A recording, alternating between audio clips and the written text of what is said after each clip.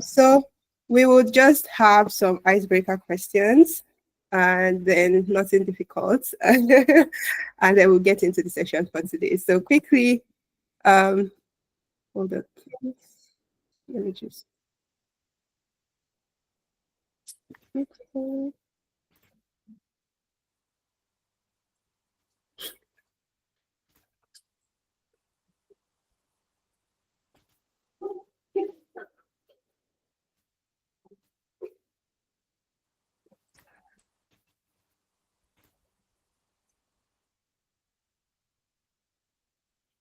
I'm trying to allow everyone to come in without me accepting it because it keeps distracting. Um, okay. Yep, very good. Okay, so icebreaker questions. Are you a movie person? Do you watch movies? Yes, I think I'm a movie person. Yeah, Okay. definitely. Okay. If you had to pick a legal movie character to defend you in court, who would it be? Though controversial, I would pick Harvey Specter. God. Why? What's your reason? What makes Harvey stand out? um, Harvey is going to do whatever it takes to defend his clients and obviously make sure you win. And said controversial because sometimes he does things that are unethical as long as he wins. Yes. So if I'm in a legal battle, then I'm probably more interested in winning than anything else. So yeah, I have a Spectre. Yeah. Yeah. I'm with you absolutely 100%. And next question. So this is just going to be like fast. Yes, you have two options, so you pick one. Um, are you a coffee person or a tea person?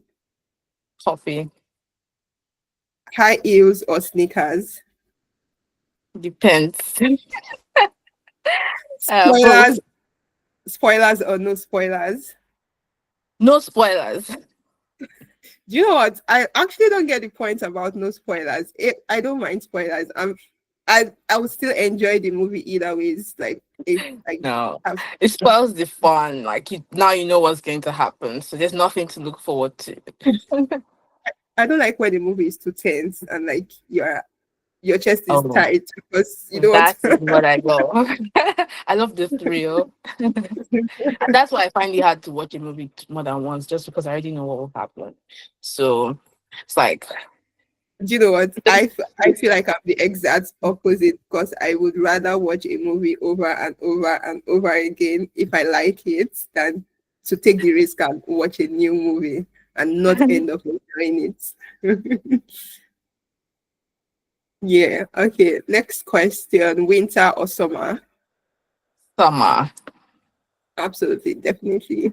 And the last one is if law and finance were not in the picture for you, what Yeah, would you do to make money? I would own a fashion brand. Fun fact about me: I actually learned how to sew and was doing fashion part time in uni, and then decided to just focus more into on the corporate side. Yeah, so I think I would own a fashion brand. I'll be probably one of these Nigerian ready to wear designers overcharging you guys in dollars and pounds. Okay, that's very interesting. So, in case there's anybody that is maybe listening, and I think we've started already, and is trying to say, okay, I have so many interests, I don't know what to do. Well, you can hear Veronica's story. She has a background in law. She's working in finance right now, and she learned to sew at some point, and she has interest in fashion. So, I mean, never say never. Fashion may end up coming up late sometime later in your Yeah. career. So, yeah.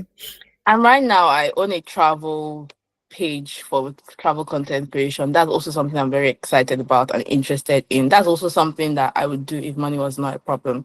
So I think it would be a combination of travel and fashion because travel influencing, I think, is my calling. But I was born to be a travel influencer, but I was forced to work 9 to 5. I mean, it's not that bad because your 9 to 5 can fund your traveling. So Exactly. yeah. Okay, so thank you so much. We'll just dive into the questions, and I think my first question will be: did you always know that you were going to study law, or let me start this way? Why did you study law in the first place, and did you always know that you were not going to practice? Did you know you were going to get into finance? How did that happen? Yeah, why I'll start with why I studied law. Like Mhm. most of us here, if we're being honest with ourselves, we came to study law just almost accidentally. So you found yourself in arts class because you were stronger in the arts, and then obviously your options are kind of limited in Nigeria. So you're thinking either something like mass communication, law, maybe literature. So it's almost like the only pathway that a smart art student would follow, and that was how I found myself studying law. So it wasn't, you know how some people will be like, oh, I wanted to defend the cause of the poor and be the voice of the voiceless. For me, it was nothing deep like that. You're a smart art student, you find yourself studying law. And I applied to law in like once and I got in. So naturally I just found myself doing it.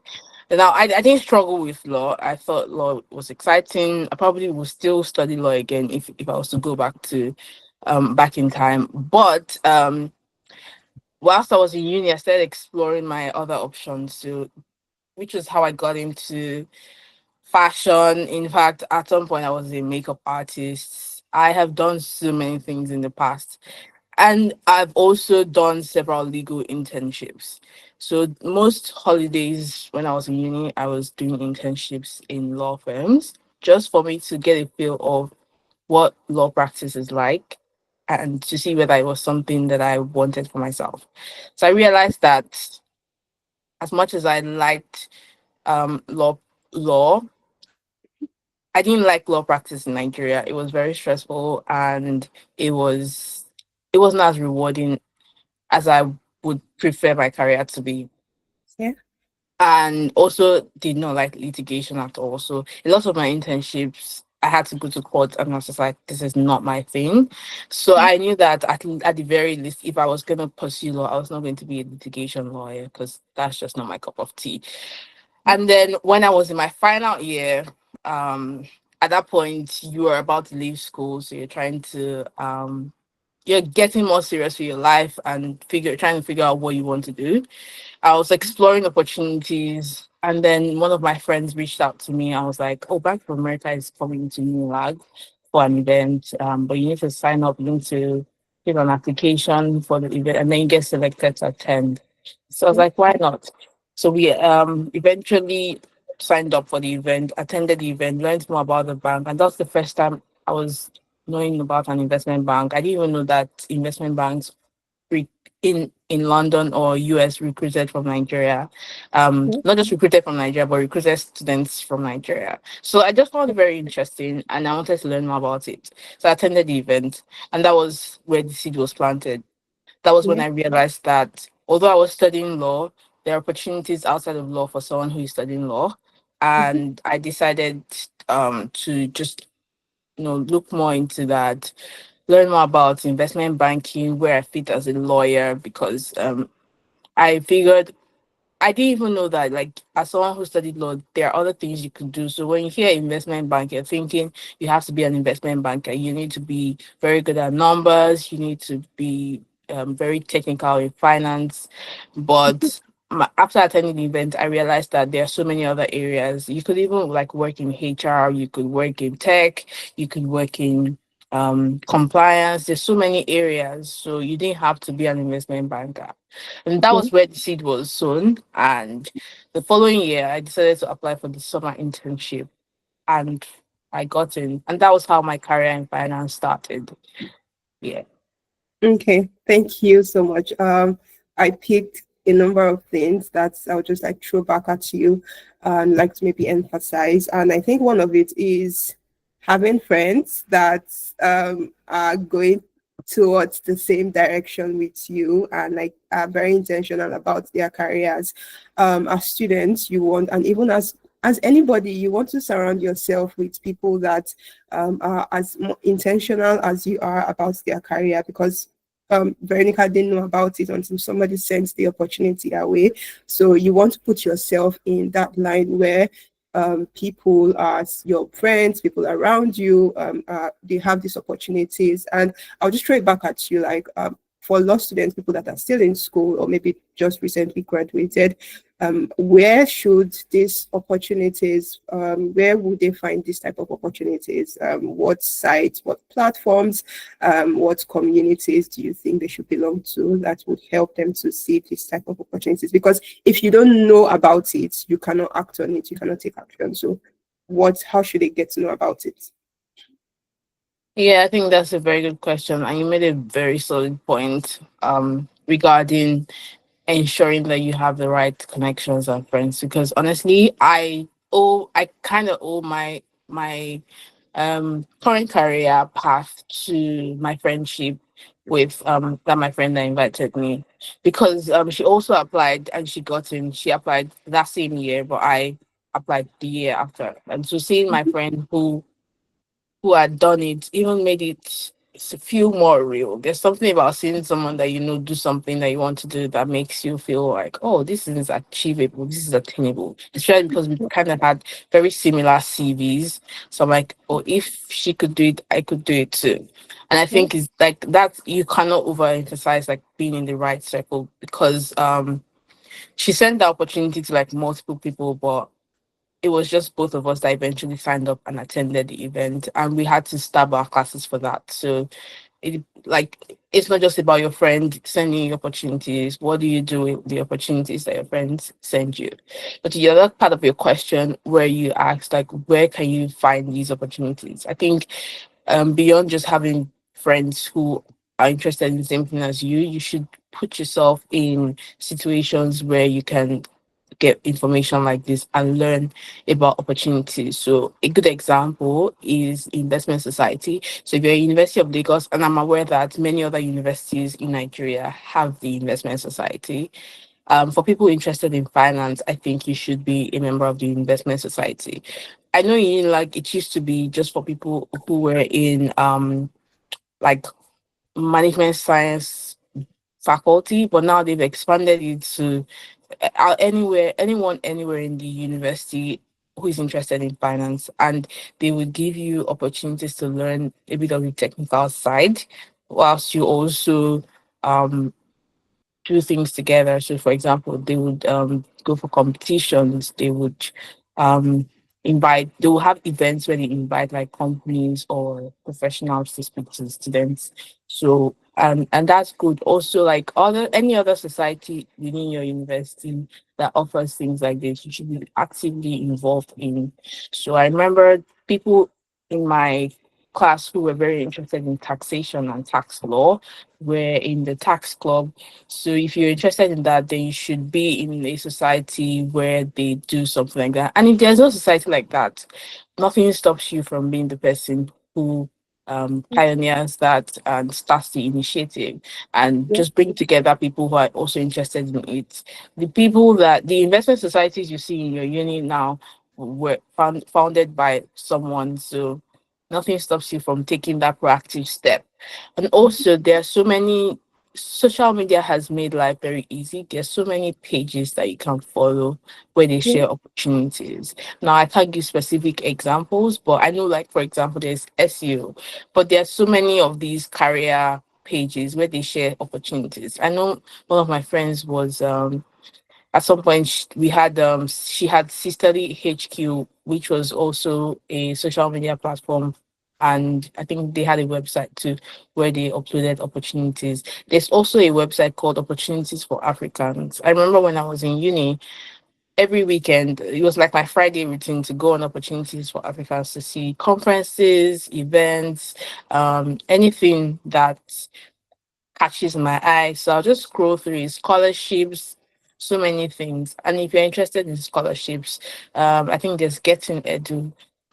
They like organize events around learning more about scholarships, how to do your applications and things like that. So you need to use your social media correctly. Um, there are some TikTok pages, both run by Nigerians and foreigners, where people share opportunities. So you just need to make sure that you sign up for these newsletters with, maybe if one of these platforms have a newsletter, sign up for it so you can get updates about opportunities. Follow them on social media.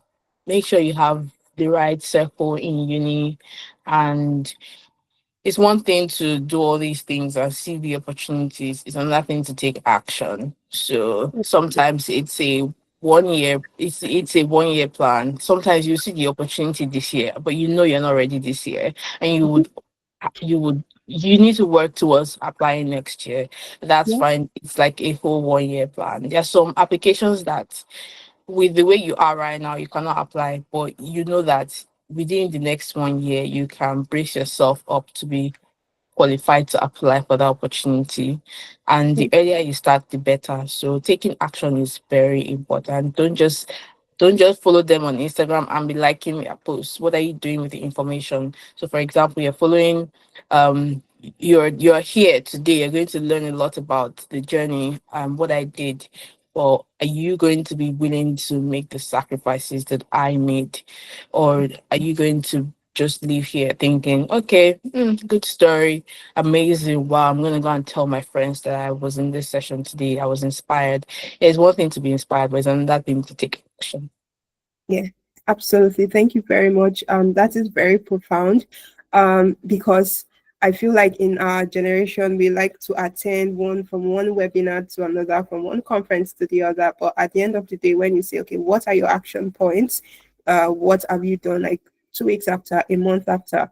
What have you done about the information that you just received? Nothing. It's just good information, and oh, you had attended it. And that was why we have this accountability group where, after the first edition, we people that wanted to be intentional, we created this group for us, so that there would be monthly check-ins to say, okay, how is your transitioning journey going? What have you done about it? What do you need help with? It's been 4 weeks, it's been 2 months. What progress have you made? And so if you are on the group chat, I'm just giving you heads up. Just like I said, and I already, like I told us before, it's serious business. And if you don't want to be held accountable, then maybe you shouldn't be there. But if you think that you want to be held accountable, you're ready to put in the work, then absolutely, I'm ready to work with you. So thank you very much for that, Veronica. To the next question. This is for anybody that is maybe here and has not yet made up their mind about finance, or is still considering it, but they are not yet sure. And maybe their reason is, I don't know if it's for me. I don't like it. There are some people that want to feel like, I really love what I'm doing. And how do you know that you like it when you've not started? So in your decision making process, was there like a light bulb moment? Was there something that, oh my God, I think I'm going to like this? Or how was that decision process making for you? Did you at any point think, this is not for me, I'm not sure? Did you have doubts? And how has the journey been so far? Yeah, thank you very much. And I think that's a very good question. The short answer is no, there was no light bulb moment, but it was a journey. And the journey leading up to now, up to this point, shows me that I made the right decision. And I'll walk you through how I thought I made the right decision. So yeah, when I remember, I like I said, when I was in uni, I didn't think that I was going to do finance. I wasn't thinking about it. For me, I think for me, the goal was get a job in one of these big law firms in Lagos. So work at Aluko, work at Bawa and Godalo or Templas, one of those, tier one law firms. And then I found out about finance, applied. At the point where I attended that first event, I still wasn't clear on what I wanted. I still wasn't sure where I fit in. Yeah. But what I did was to speak to people. So it didn't just end there. There was my friend, and then there was networking with people from LinkedIn, just reaching out to people who work within the bank and trying to learn more about what their life is like, what their day to day life is like. Because um that would help me like get a picture of what my life would look like if I was working in finance. So I was Okay. very mindful that I was not the most quantitative person. I'm not the fastest at mathematics. I have a very legal background, so a lot of the financial terminologies are very foreign to me, and I did not want to put myself in a situation whereby I'll be doing a job where I'm very bad at my job and I would just be frustrated every day. I wanted something that would be challenging but also easy, like not too challenging that it would be frustrating, if you get what I mean. So Yeah. I realized that through the journey, like it was something that I did not mind doing. I liked doing it. For example, my first role was in financial crimes, which is not so strange for someone who studied law. And Mhm. what I had to do was to do a lot of investigations of potential cases of financial crimes. Personally, Yeah. I found that very interesting and exciting, but also now what I'm doing is very different from that. Having done financial crimes for 2 years, I decided to try something new and to push myself harder.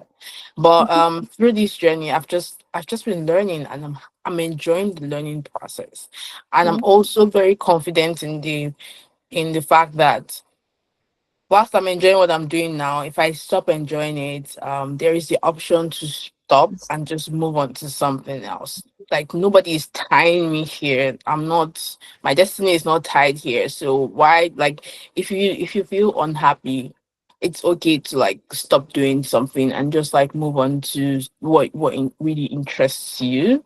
And it's Mhm. also okay to spend some time just figuring things out. And so Yeah. the initial stages was me literally just figuring things out. There was no, oh my God, I'm so passionate about this one thing. I really admire people who, from that first day Yeah. in school, knew exactly what they wanted to do. For Okay. me, it's not Yeah. like that. And also, my interests change from time to time. Today, Yeah. I'm very passionate about travel. Tomorrow, it might be something else, like something Mhm. totally different.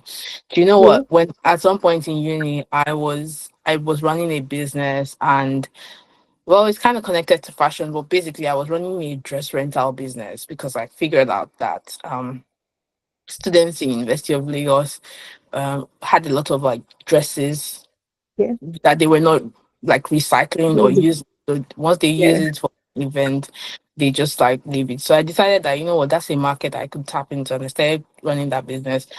I was passionate about that business at that point. Like I was very serious about it, and because I thought it was like the perfect thing to do, and it was a successful business that I ran. Yeah. Unfortunately, had to stop during COVID, and at that point, I graduated from uni. It was difficult to run it when you are no longer a student.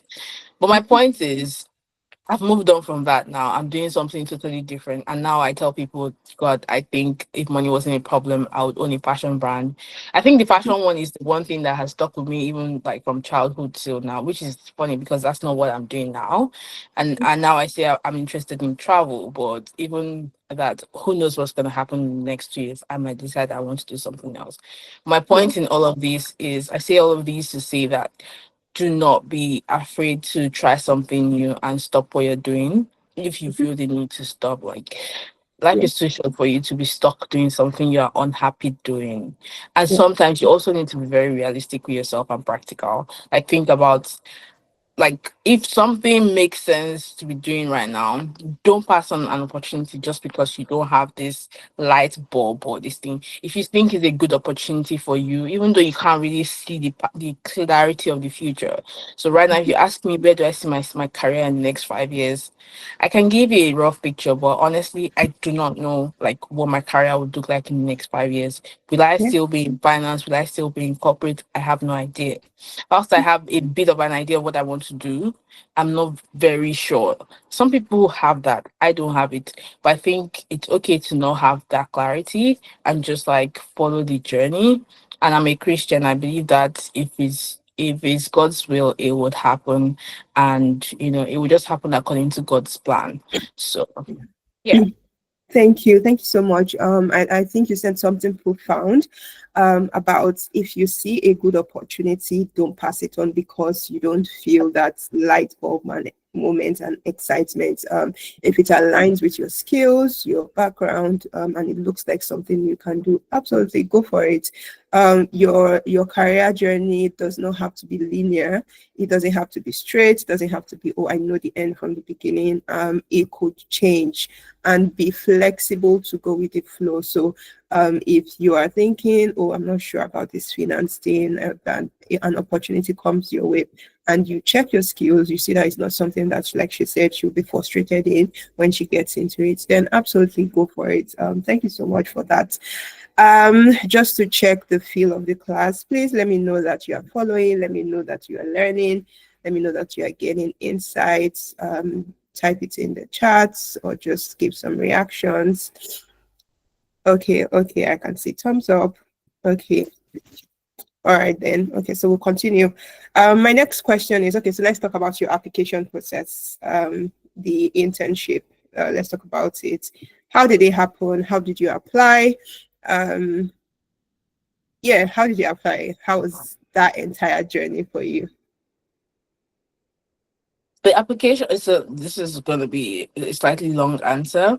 The Mhm. application process Sorry. was Sorry to cut you short. This is the time, if you've not been writing, to bring out your notepads and start taking notes, because this is the very major highlights of this conversation. So go ahead, please. Thank you. So I like I said, the journey started from when I like attended that Insight event. But after that, I started doing my own personal research into like what it means to work in an investment bank because I was still not very clear. Not, at that, so my takeaway from the event was there are many things that you can do, and I Mhm. learned a bit about every area, but I needed to learn more about some of the areas that I was interested in. So out of the event, I knew okay, tech is not the place for me. I'm not doing tech. I don't want to do HR. I don't want to do maybe global markets. Yes, that was also one of my takeaways from the event, which is ironic because now I'm back in global markets. But like it's very important that you kind of have a bit of clarity of what you want to do so that your application will be solid. Yeah. My friend had more clarity. So she knew she wanted to do something around compliance or operations. She applied to compliance. At the time, there was like a separate compliance team that you could apply to. Now, everything if you want to work in compliance, you have to apply to risk. And risk is very broad. So you might not end up working in compliance just because like risk is like a whole division that compliance is just under. You could now work your way into compliance later, but there's no guarantee that you would get a compliance role. Now that's an aside. So my friend applied to compliance, but ended up getting an offer in operations, which was also something she did not mind because it was just a way to get her foot in the door. So I Mhm. figured, okay, as someone who studied law, who wants to get her foot in the door, I think the most logical role to apply for is compliance because there's no way you can fault a lawyer who is interested in compliance, especially because my CV had a lot of law internships rather, a lot of it was just very law. Um, and then I figured, okay, that's also another thing I need to address because if you want to pivot into finance, how do you demonstrate your interest in finance when all your previous internships have been law internships? So I started taking courses. One of the courses I took was the CFA Investment Foundation course. CFA Investment Foundation course, it was free at the time. I don't know if it's still free. And I don't know if it's still a course that they're doing, but it's on the CFA Institute's website. It's like a 6 month course. It's self-paced, so you can do yours in less than 6 months. I ended up doing mine in less than 6 months, but you can sign up for it, do the course. It will help you learn about the basics of investments and what working in an investment bank looks like. So, for example, after that course, when people were talking about back office, middle office, front office, it was no longer strange to me. When people were talking about stocks and equities and fixed income, currencies, commodities, derivatives, these terminologies were no longer strange to me. So it helped me understand the basics. I did that, I passed it, I added it to my CV. I also went on Coursera, Udemy, and edX. I learned a few finance and investment related courses, the free ones. I didn't pay for any of these courses. Took them, added them to my CV. all these helped me demonstrate my interest in finance. I still kept my legal internship, so I never did any finance internship, never worked in a bank in Nigeria, but amplified my leadership skills in my CV as well. So when you want to apply to an investment bank, you don't need a long CV, or yeah, your CV just needs to be one page, and you need to put the important things: your education, your work experience, your leadership experience, um, your volunteering experience, and then maybe a few of the courses or your personal professional achievements. Good. So I started preparing for the application season, which opens in towards the end of August. That's when the application season opens. Now I was keeping my eye out not just for Bank of America, but then I was also aware that Goldman Sachs was recruiting. So I kept my eye out, but I was also networking with people on LinkedIn. So, and I like the way LinkedIn's algorithm works. When LinkedIn knows that you're interested in something, it will keep bringing it to your feed.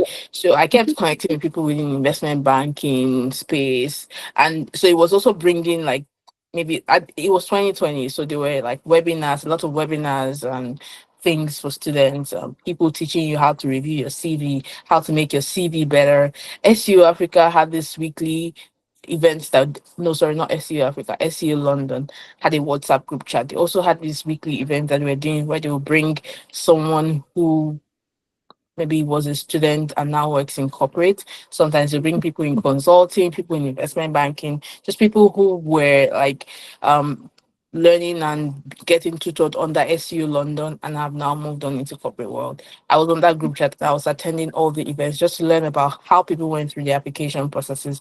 My YouTube was also very filled with people who were doing like vlogs about day in the life of an investment banker, what it's like working in an investment bank in London or in New York, anywhere. I just wanted to like fill myself with as much information as possible.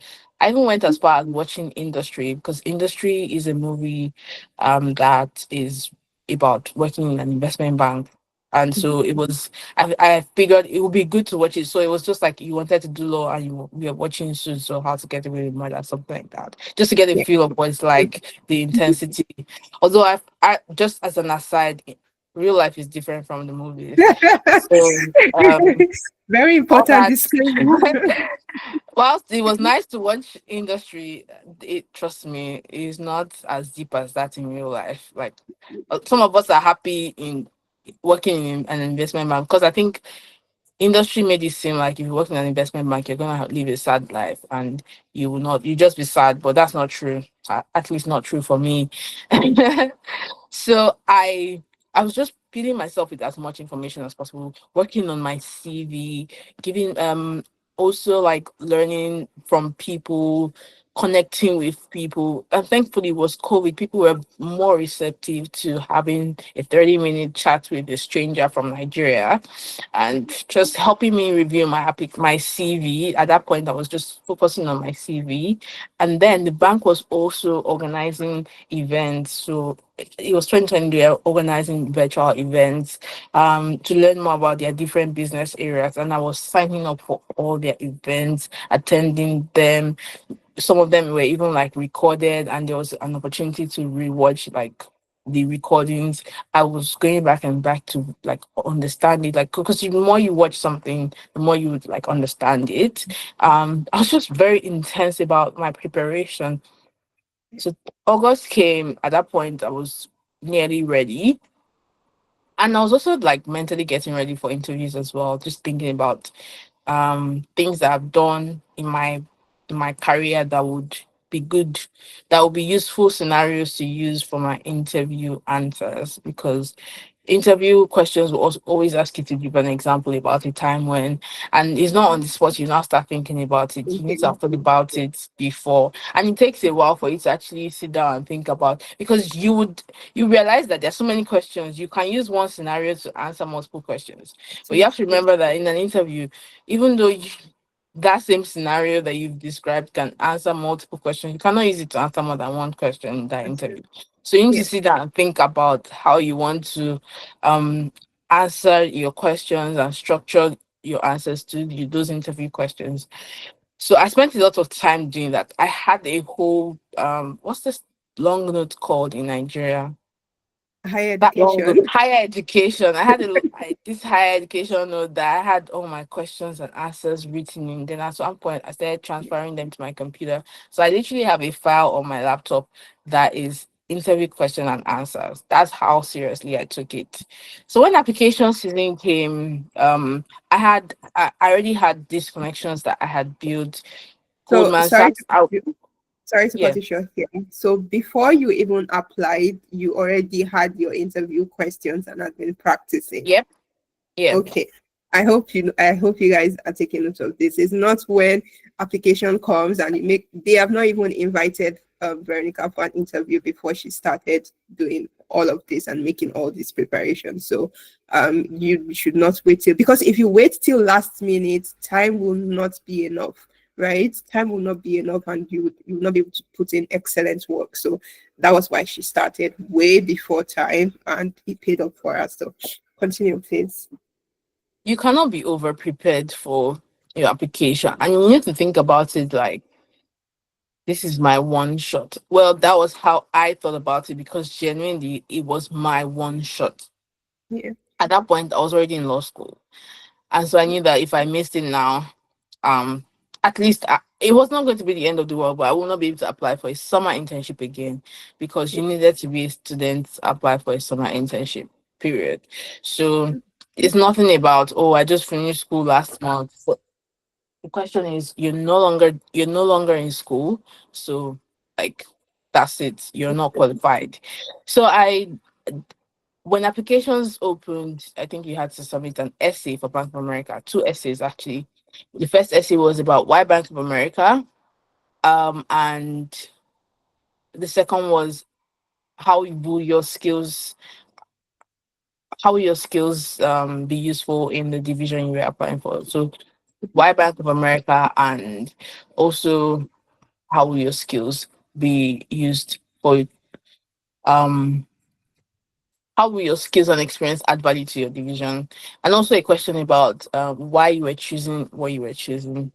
So every year, most times that's what they ask, and since I joined, those have been the two essay questions. So knowing those two essay questions and knowing that it's always the same, I started preparing for my essay questions even before applications opened. So I did that. And then when applications opened, I started sending it out to people, because when applications were not opened, it didn't really make sense to be sending them to people who were working in the company, because they'll be like, okay, so how do you know that these will be the essay questions for this Easy year? question. So I Yeah. waited till when applications opened, and then I had my initial draft of my essay ready, sent it to them, just like obviously politely asking first. If they agreed, then I sent it to them to help me review it. Um, and as I was doing that, I was still trying to like build my network as well. So I sent my CV to people to review and my essays. Eventually, I had 11 people review my essays before I submitted it. Now, a lot of people will tell you should apply early, apply like in the first week the application opens, because applications are open for like 2 months or more than 2 months. Most people will say apply, be the first to apply. Whilst I agree with them, it's always good to put in your applications early, but don't do that at the expense of a good application. So don't sacrifice a solid application for applying early, because if you submit rubbish early, you're not going to get in. So submit a good application as early as possible. That's what I'll say.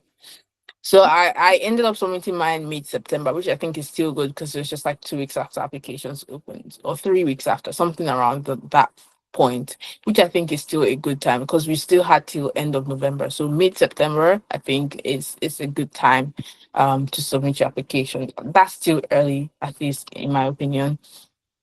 So I submitted my application, and after that, the system kind of scans your application and sees if you meet the basic requirements. If you do, they will send you a link to a higher view interview. Now, a higher view interview is a one-sided interview where the questions are on the screen, they give you instructions, and you record your answer. So there's nobody on the other side. Just give you 5 questions. You get like 30 seconds to gather your thoughts for each question. Once you're done recording yourself, it moves on to the next one. You get another 30 seconds to prepare. You answer, you record it. 2 minutes to say everything you want to say. The timer runs out. It moves you to the next question. So I Do you have opportunity to like record again if you make a mistake? no. If you make a mistake, that's it. You move on. There's no opportunity to go back and re-record. So, Wow. but they give you a 5 day window between when you actually upload your CV and everything and submit your application. So they will send you the link immediately, but they will say you have 5 days to click on Five the days. link to do the higher view interview. So the best thing is, first of all, be ready at that point, but make sure that you are like, if you have 5 days, there's no reason for you to click on the link and try to do it immediately if you have 5 days to prepare. But don't wait till the fifth day, just because like you might be thinking, oh, it's like it might end by 12 a.m. eleven Yeah. fifty nine p.m. that day. You might be thinking you have the full day, and something will happen. The 5 day window might not. So I say a sweet spot will be like the second or third day max. Okay. Don't push it to the fourth or fifth day. Don't procrastinate, because anything can happen. You might end up not even being able to do it on that second day. So you don't want to push your luck. That was what I did anyways. I did mine on, I think, the third day, just because I wanted to make sure I was 100% ready for that before I clicked on the link to do it. And what did being ready look like? It meant looking at like questions from Glassdoor, questions from YouTube, just understanding how people have previously answered their high view questions, what kind of questions typically come out. Remember, for me, this was I was looking at this as my last shot and I didn't want to miss it. So I wanted to make sure that I was ready. And I had a prep session with someone who worked in the bank as well.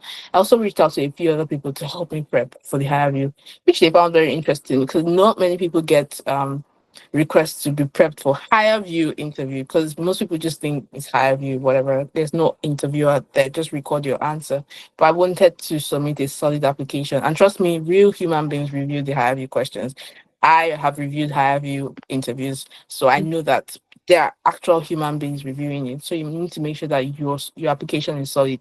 So you're looking at your CV, you're looking at your essays, you're looking at your higher view to determine whether you go into the next stage. So I remember there was a time when I reached out to someone, actually two people. They did not have time immediately, but they were open to me sending a video of me answering some of the questions that I think the most commonly asked questions. I sent it to them via Google Drive, and they reviewed it in their own time and gave me feedback. So I remember one of the feedback that I got was that I was swiveling on my chair when I was answering the question, and it was a bit distracting. So she told me not to do that when I'm answering the question. I also got a lot of feedback just about like the substance of my answers and how to make them better. After that, I did my interview and submitted the application and was waiting to hear back. Now, after Highview, you have two options. Your application either gets through to the next stage, or um you get a rejection email. So but if you're gonna get through to the next stage, it's probably gonna take a bit longer for you to get a response. So if you're not hearing back within the first 1 month that you submitted your have, it's probably a good sign. Um and almost a similar experience for Goldman Sachs. Goldman Sachs would ask you to submit a cover letter, not an essay. So Goldman Sachs, I think they would ask for a 300-word essay, cover letter rather, and your cover letter should cover things like why Goldman, why you're applying to that division, and why they should pick you. And then of course your CV. So it's almost the same kind of questions as Bank of America, just a different format. So you need to understand like your whys. You need to make sure you're able to summarize everything succinctly. And I think that's where the work is, like being able to say everything you want to say in 300 words. So every word counts. And so I submitted my Goldman application around the same time as well.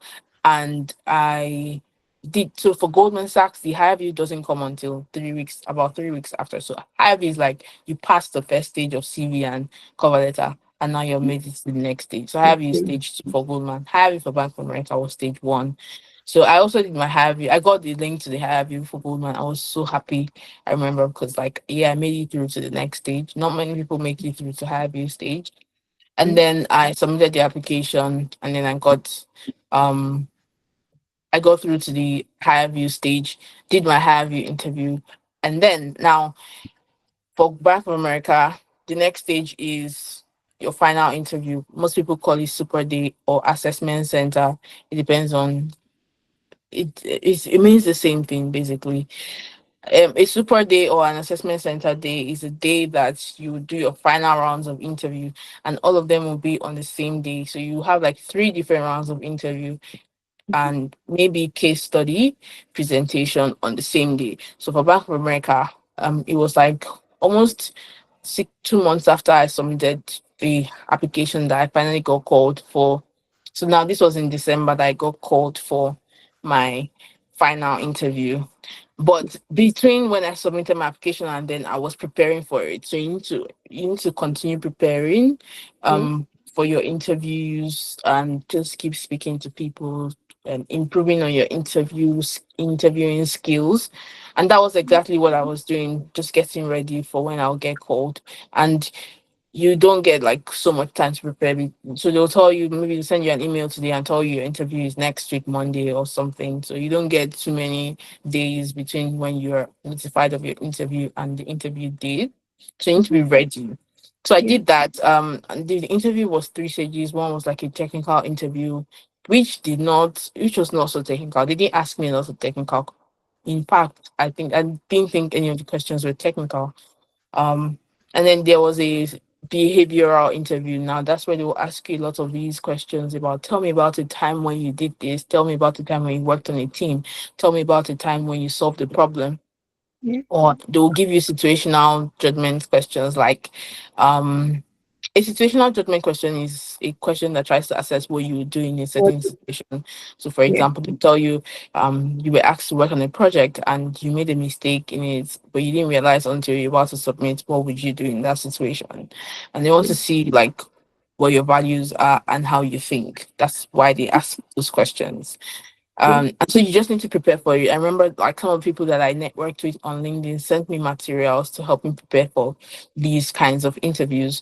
So and then my third interview with Bank of America was not an interview, it was a case study.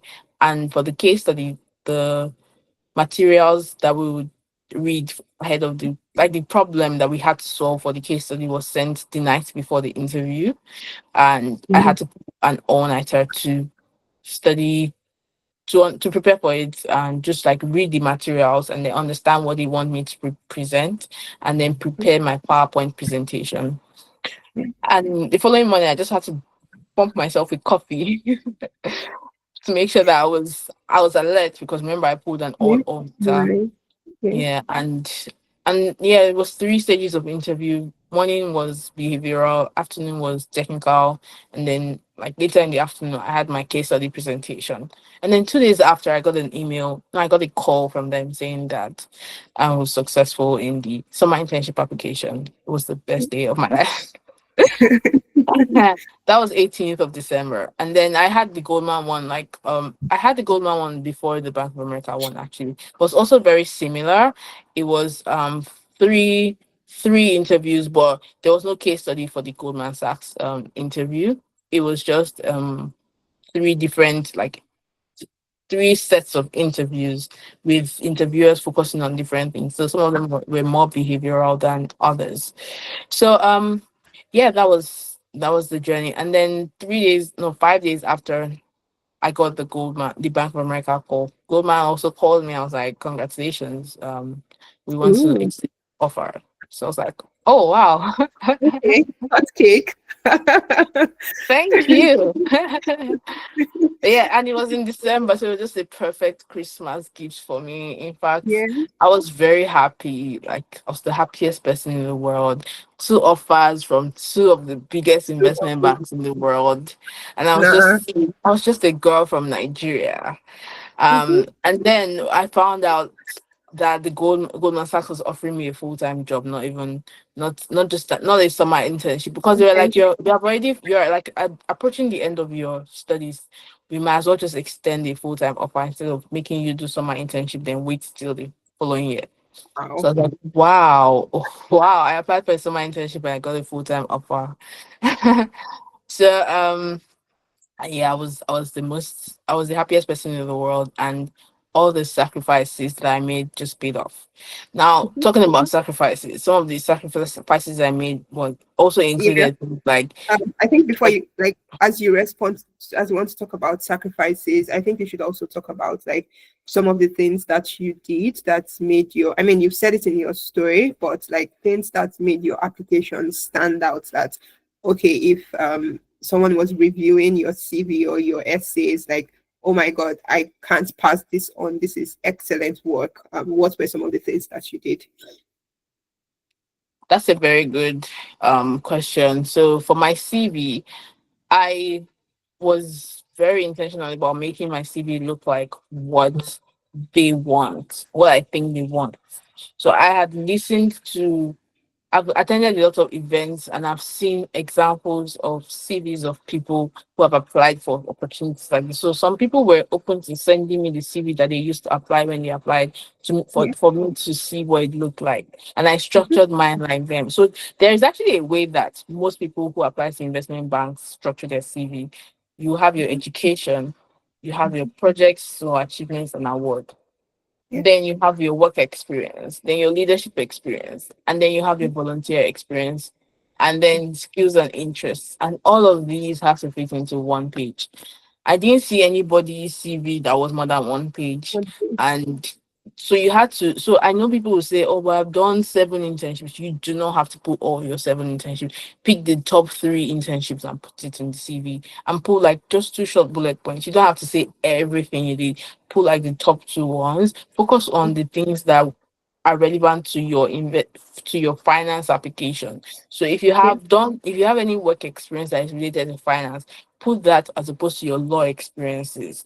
If you have any like courses that you've taken, put your finance courses instead of maybe your law moot court competition award, because that's not very relevant to Relevant.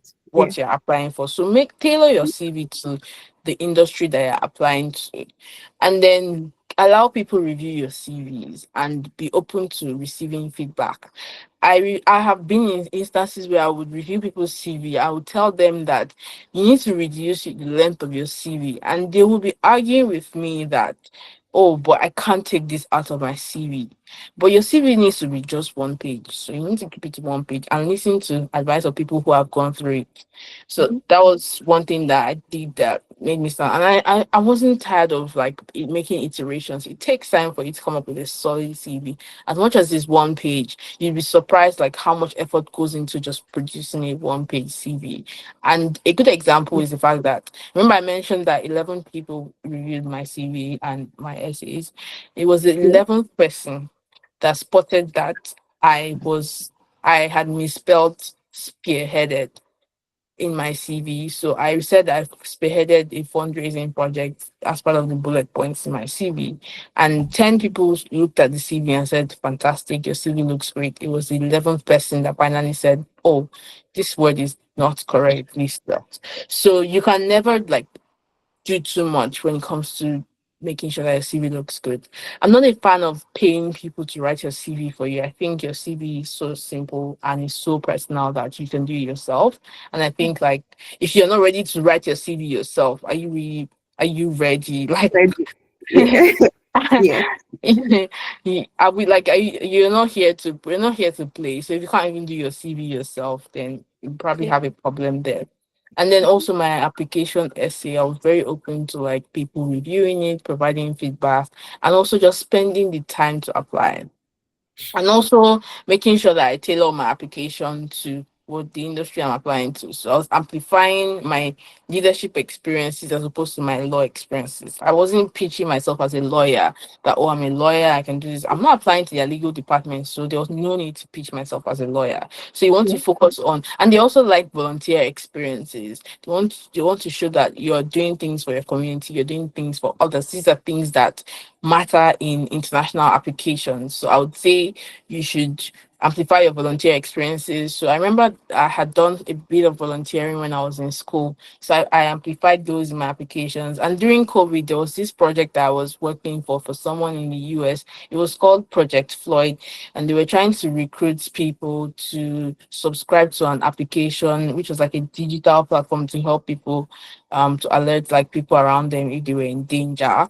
And I was partnering with the person who was working on the project in US, and I included this in my CV because it's something that is addressing a socio-economic issue that was very relevant at the time and would look good in an application for an international organization like that, because they want to be associated with things like that, especially that was the time when Black Lives Matter was a thing and everyone was talking about it. So it was fantastic to put in your application. I did it as a strategic thing. I got involved in that project just because I wanted to put it on my CV. Yes, So okay. these are things that you can do. Like you need to strategically position yourself. What is happening in the world right now? You need to also subscribe to like news outlets so that you can know what's happening, because you need to be commercially aware.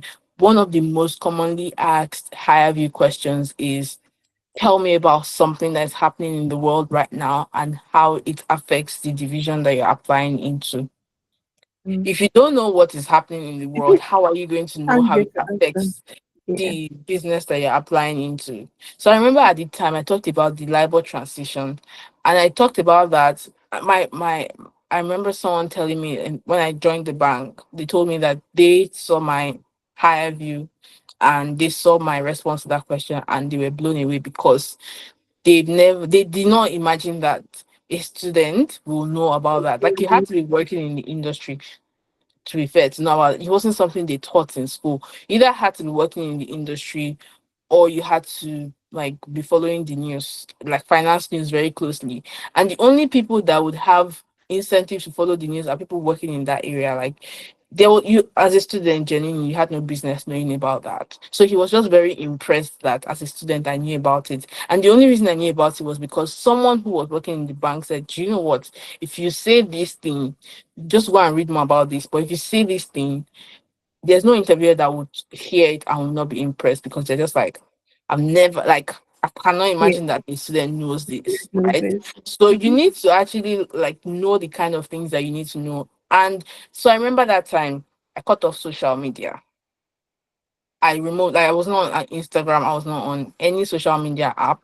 I deleted my WhatsApp. That's how intense I went. And I was communicating with people either via calls, text messages, or Telegram, where there was no distractions. There was no status. I don't know what Telegram looks like, but there was no status on Telegram at the time. So if you needed to reach me, you knew, like I told people ahead of time, if you need to reach me, this is how to reach me. But you won't reach me on Instagram. And I was just focusing laser on my applications and all these things, and those are one of the sacrifices I made so that I can just like focus on it. And then I subscribe to Google Alerts. So I put like Google Alerts are very simple to subscribe to. I think you just search Google Alerts and then you would put whatever you're interested in, any topic that you want Google Yeah. to send you emails about. Email So I was about. putting like things that keywords within my industry that I wanted Google to send me news about, so I'll know the latest. I also set Google Alerts for Goldman Sachs and Bank of America. I want to know the latest about the company, because you need to know what the company is doing for Right. you to know how to say why you want to work there. Because I can't imagine someone trying to say what they want to work at Bank of America, but they don't know anything about the company. They don't know anything about the social initiatives that the company has. You need to Yeah. know the projects that they are working on, the CSIs they are working on, what they're doing, and just know like what's the latest about this company, Yeah. right, so that you can tailor your application and say, oh, for example, at the time I remember for Goldman Sachs had this initiative called 10,000 women, which I thought was very impressive. So I the way I told it was that I'm a woman, and obviously I'm interested in women's rights and empowering women. And so one of the reasons I'm applying to Goldman is because they take like their women very seriously. I also Seriously. had something similar for Bank of America, because Bank of America, they pride themselves in the fact that more than 50% of their workforce is women. And that was also something that I leaned towards. Like, but you cannot know that more than 50% of the company's workforce is women if you don't read about them, if you've not attended their events, and if you've not set Google alerts about them. Follow them on LinkedIn to know like what they are posting about themselves, what initiatives they're doing, what did their CEO say in his last um um public address, what was the CEO saying, how are they selling themselves. You need to know this. And it changes from time to time. Sometimes the company says one thing this year, next year they're focusing on another thing. So if you're relying on the information you had about the company last year, there's probably someone out there who is more up to date than you are. So you need to keep up with the news in the industry and about the company. It's very important. And also like just make sure you leverage your network and have people like help you review your applications. So I know sometimes you think, oh, I've reviewed my application, I put it in ChatGPT. ChatGPT said it's great. Whilst ChatGPT is good, it cannot be as good as someone who is actually doing the job on a daily basis and Mhm. works at the company and can tell you. I remember when I had a conversation with someone, I think it was in 2020, um 2022 or something. They were trying to apply, and it was around the time when our company had this policy against plastics within the building, and she put something about their environmental initiatives, and I said she should. A good example would be the fact that the company just recently stopped the use of plastics, single-use plastics within like the buildings. And obviously you cannot know that if you don't work in Bank of America. So if an applicant puts that in the application and I see it, I know that, oh, They've they done their must have homework. spoken, they've done their homework, because it's those of us that are here that know that this happened, right? Yeah, So yeah, that's a good sign. Like, you could, there's some things you just see in someone's application, this person has done their homework. And yeah, sometimes you just see that, oh, you see multiple examples that this person has done their homework, and you're like, you know what, let's do this. I'm going through with this candidate, yeah, and that might be what would differentiate you from someone else. And so it does not mean that you're not smart if they don't pick you. It just means that they found another candidate who they think is more solid than you. In reality, that might not be the case. So you need to sell yourself as someone, because they are only going to work with what they see. They cannot make any assumptions about you. So you need to just show them, and that's the information they are going to go by. yeah. Thank you so much. You've said so much, and this has been very insightful. Um, I think one thing that has stood out for me throughout your journey is how intentional and deliberate you were through the process, and how it was very time taking, but you gave yourself to it. And it just makes me realize or emphasizes the fact that you can't do great work over a short period of time. If it was that you crashed the application and you just did it like 2 weeks before, maybe you would have done a good application, but the result is not. We don't want good enough. We want something. There are so many applicants. There are about thousands of applicants. What would make you stand out? Yes, you graduated first class. That's really good. But apart from that, how are you able to present every other thing in just like very limited words to stand out and be like, okay, this is the candidate we would go for amongst thousands of other applicants. So as you are applying, just like you said, it's not about just being smart. It's also about being able to present yourself in a way that the interviewer or the reviewer would see your application and be like, okay, this is exactly what we are looking for.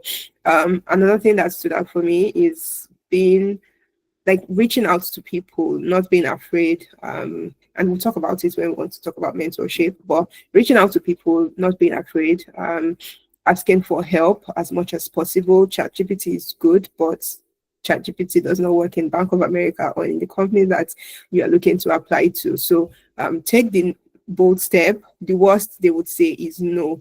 About this, I'll just quickly give a story of how I got an internship during my during my summer break when I was doing my master's. I finished my essays in March, April, and I was not going to start my second term until September. So I had a very long vacation. And I knew that, oh, I wanted this holiday to count. I wanted to do it in something related to privacy and data protection because that's the industry I work in.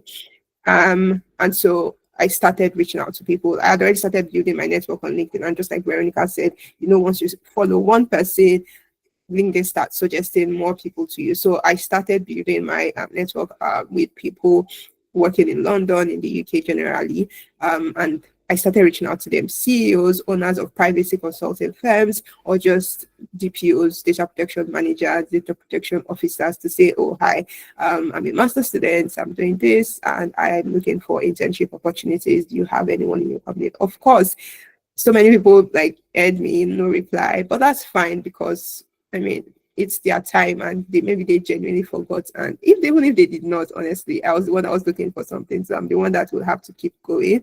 Eventually somebody responded to me. And she was kind enough to say, oh, let's have a 30 minutes chat. We had a good chat. It went really well, but she was like, she couldn't hire me because they didn't have any opportunity in her company. But one thing she could do, or she decided to do, was she made a LinkedIn post about me to say that this is someone that I've never met before, and I just introduced myself. We had a 30 minutes chat, and it was really good. And she made a post about it and said, "Oh, this person is looking for an internship. She's a student. Da da da. If you have any opportunity, please comment or just reach out to her." And before the end of the next day, someone reached out to me, and yeah, that was how I got a paid internship, and it was fully remote. I only had to work on site the first week, and it was really good. That's like ended up opening up other opportunities for me. So if you don't reach out, if you don't take the first step, you never know. The worst answer is no, and that's fine. You keep it moving. You move on to the next person that will say yes to you. So this is me challenging you. Reach out to people today if you have something you're working on and you need help with. I think my next question will be transferable skills. So let's talk about transferable skills that you highlighted or are helping you so far in your finance career, with your legal background. What were some of the skills that you have built, or you were able to build, that are now very relevant and you were able to highlight in your CV and your interviews? Yeah, that's a good question. A lot of people have this preconceived notion and very wrong notion that as a lawyer, like your skills are not relevant in finance, but that's not true, because as someone who studied law, you're gonna have this strong critical thinking skills, which is very important to work in any company. You Yeah. need your research. You're gonna have research skills, which are also very important to work in an investment bank. Even your ability to read a lot of like complex documents and make sense of it in a very short way is a very underestimated skill as well. Okay. And just having general like leadership skills, advisory skills, problem solving skills. So in my application, these were the things I amplified.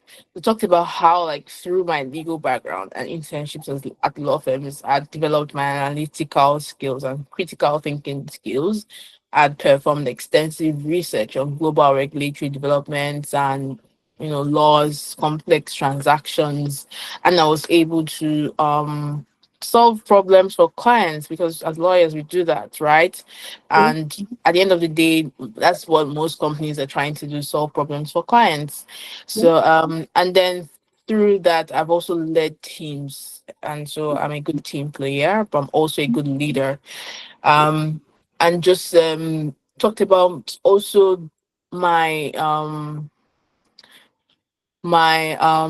my skills that I've gotten through my leadership experience. So for example, my communication skills as well, which is something that we also have as lawyers.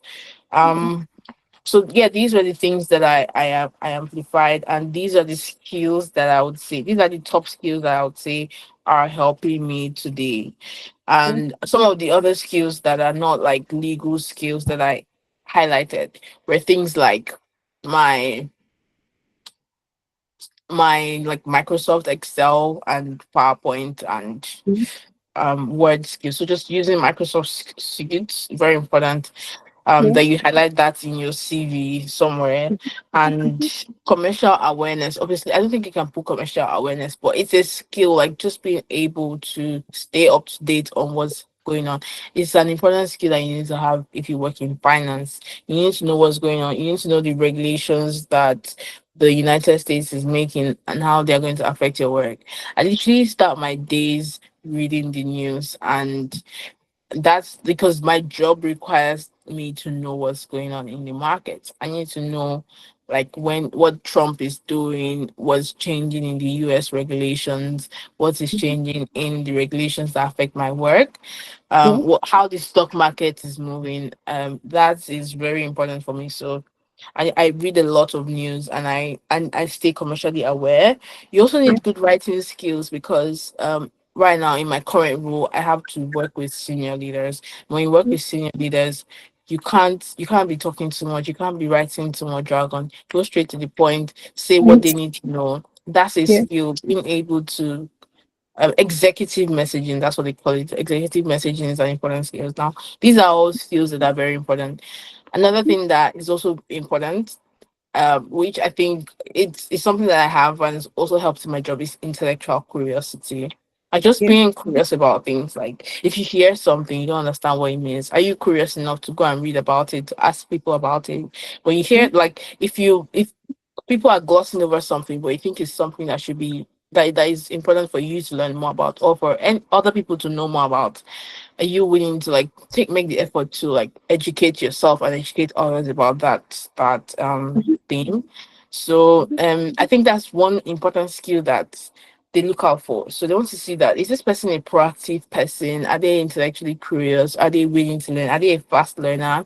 And there are so many ways an interviewer can detect if you're a curious person, just by Yeah. even seeing that from your CV that you've tried so many different things is a demonstration that somebody is a curious person. So you're not Yeah. someone who the only thing you have on your CV is the fact that you just study law. That's all. Yes, you're a first class student, but you don't have any other thing to show. That's not a good thing, and that's not something that anybody should have in 2025. You should have more than just the fact that you're a first class student. And I'm saying this as someone who knows how demanding it is to study law. You need to Yeah. make time for other things outside of your law degree, because trust me, when you're doing these applications, what you'll be amplifying are your skills that you used outside of your law. So I won't downplay my legal skills, but I would not over amplify them either. So I'm not going to say I'm a great lawyer, I won this more than more competition. No, I would say I'm a good communicator, rather. I would say I pay attention to detail, because as a lawyer, you pay attention to details. You should be very attentive to detail. You should be able to influence people and persuade people. Now, these are the skills, not Yeah. you should not talk about how like you've done like 5 internships. Yeah, it's good that you've done 5 internships, but what are the skills that you've learned from those internships, right? Yeah. Yeah, very profound. Thank you very much.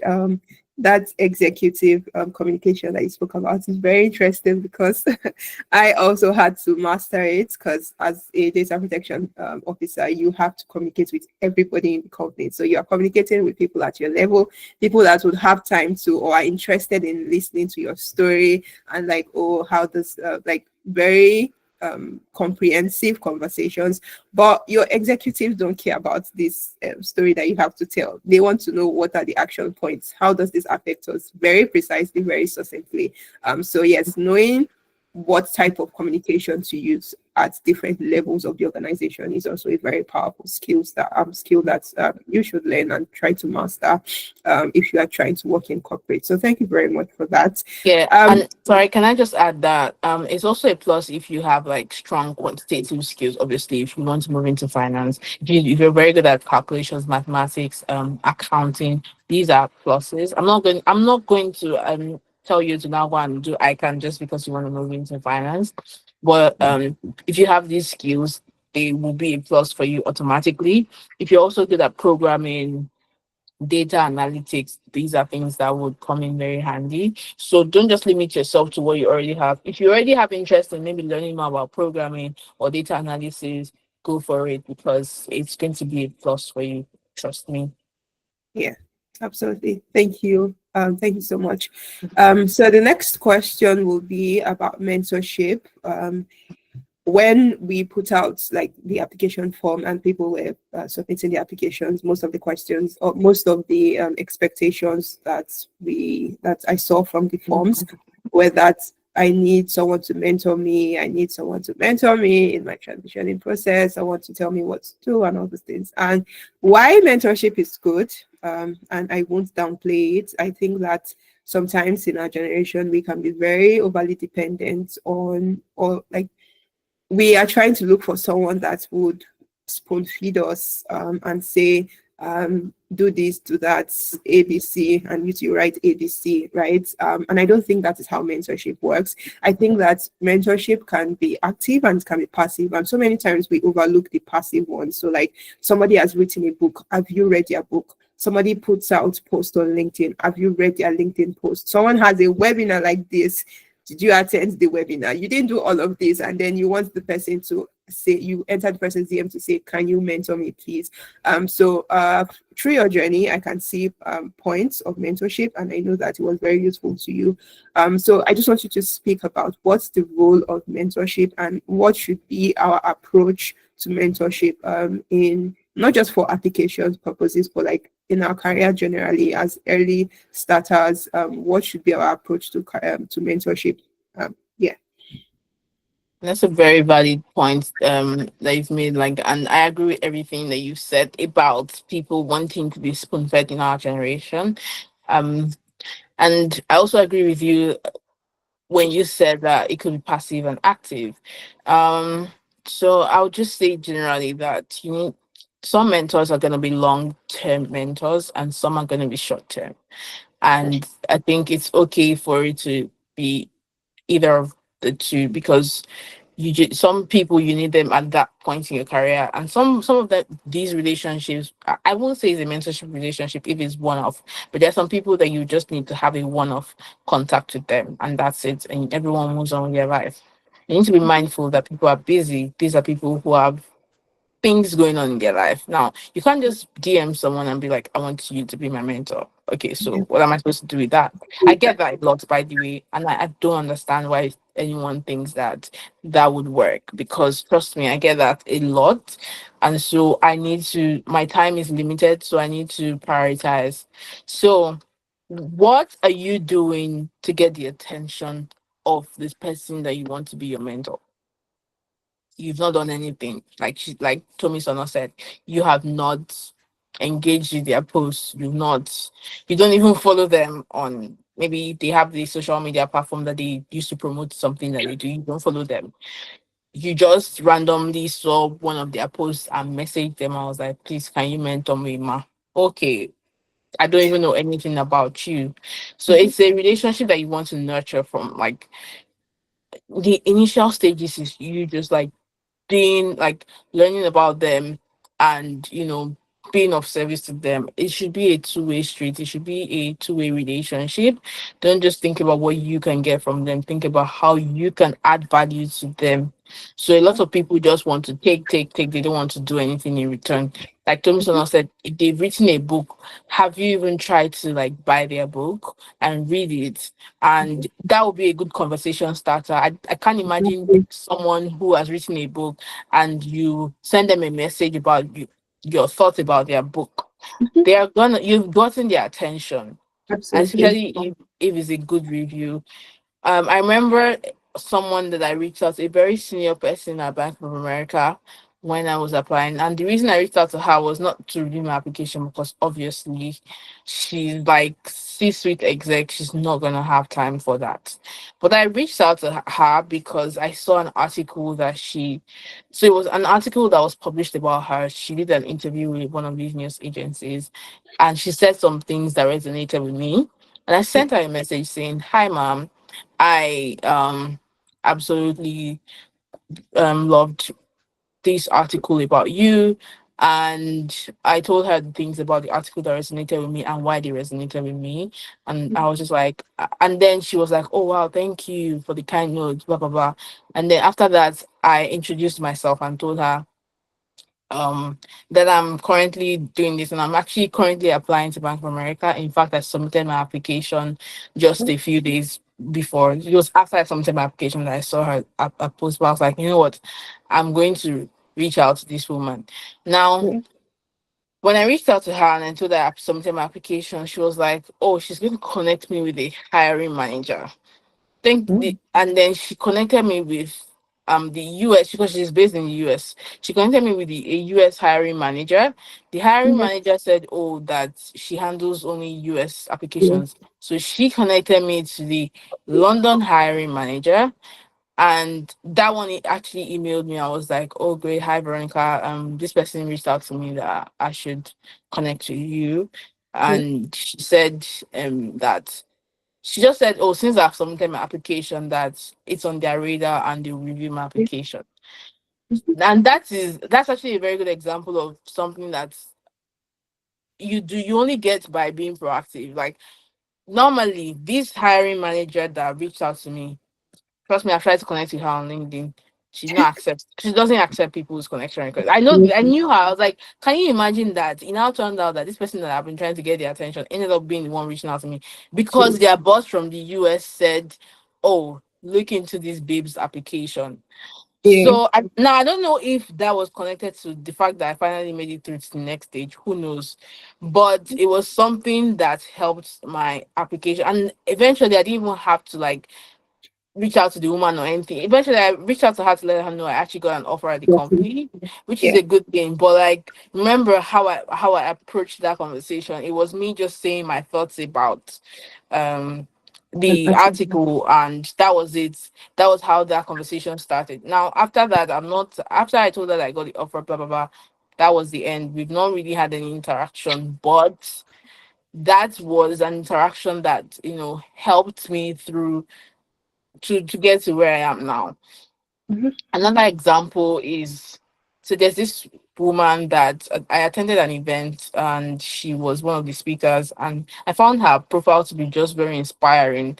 She's also black like me, although she's American, but she lives in Nigeria, and she has done so many amazing things in her life, and she also has a family.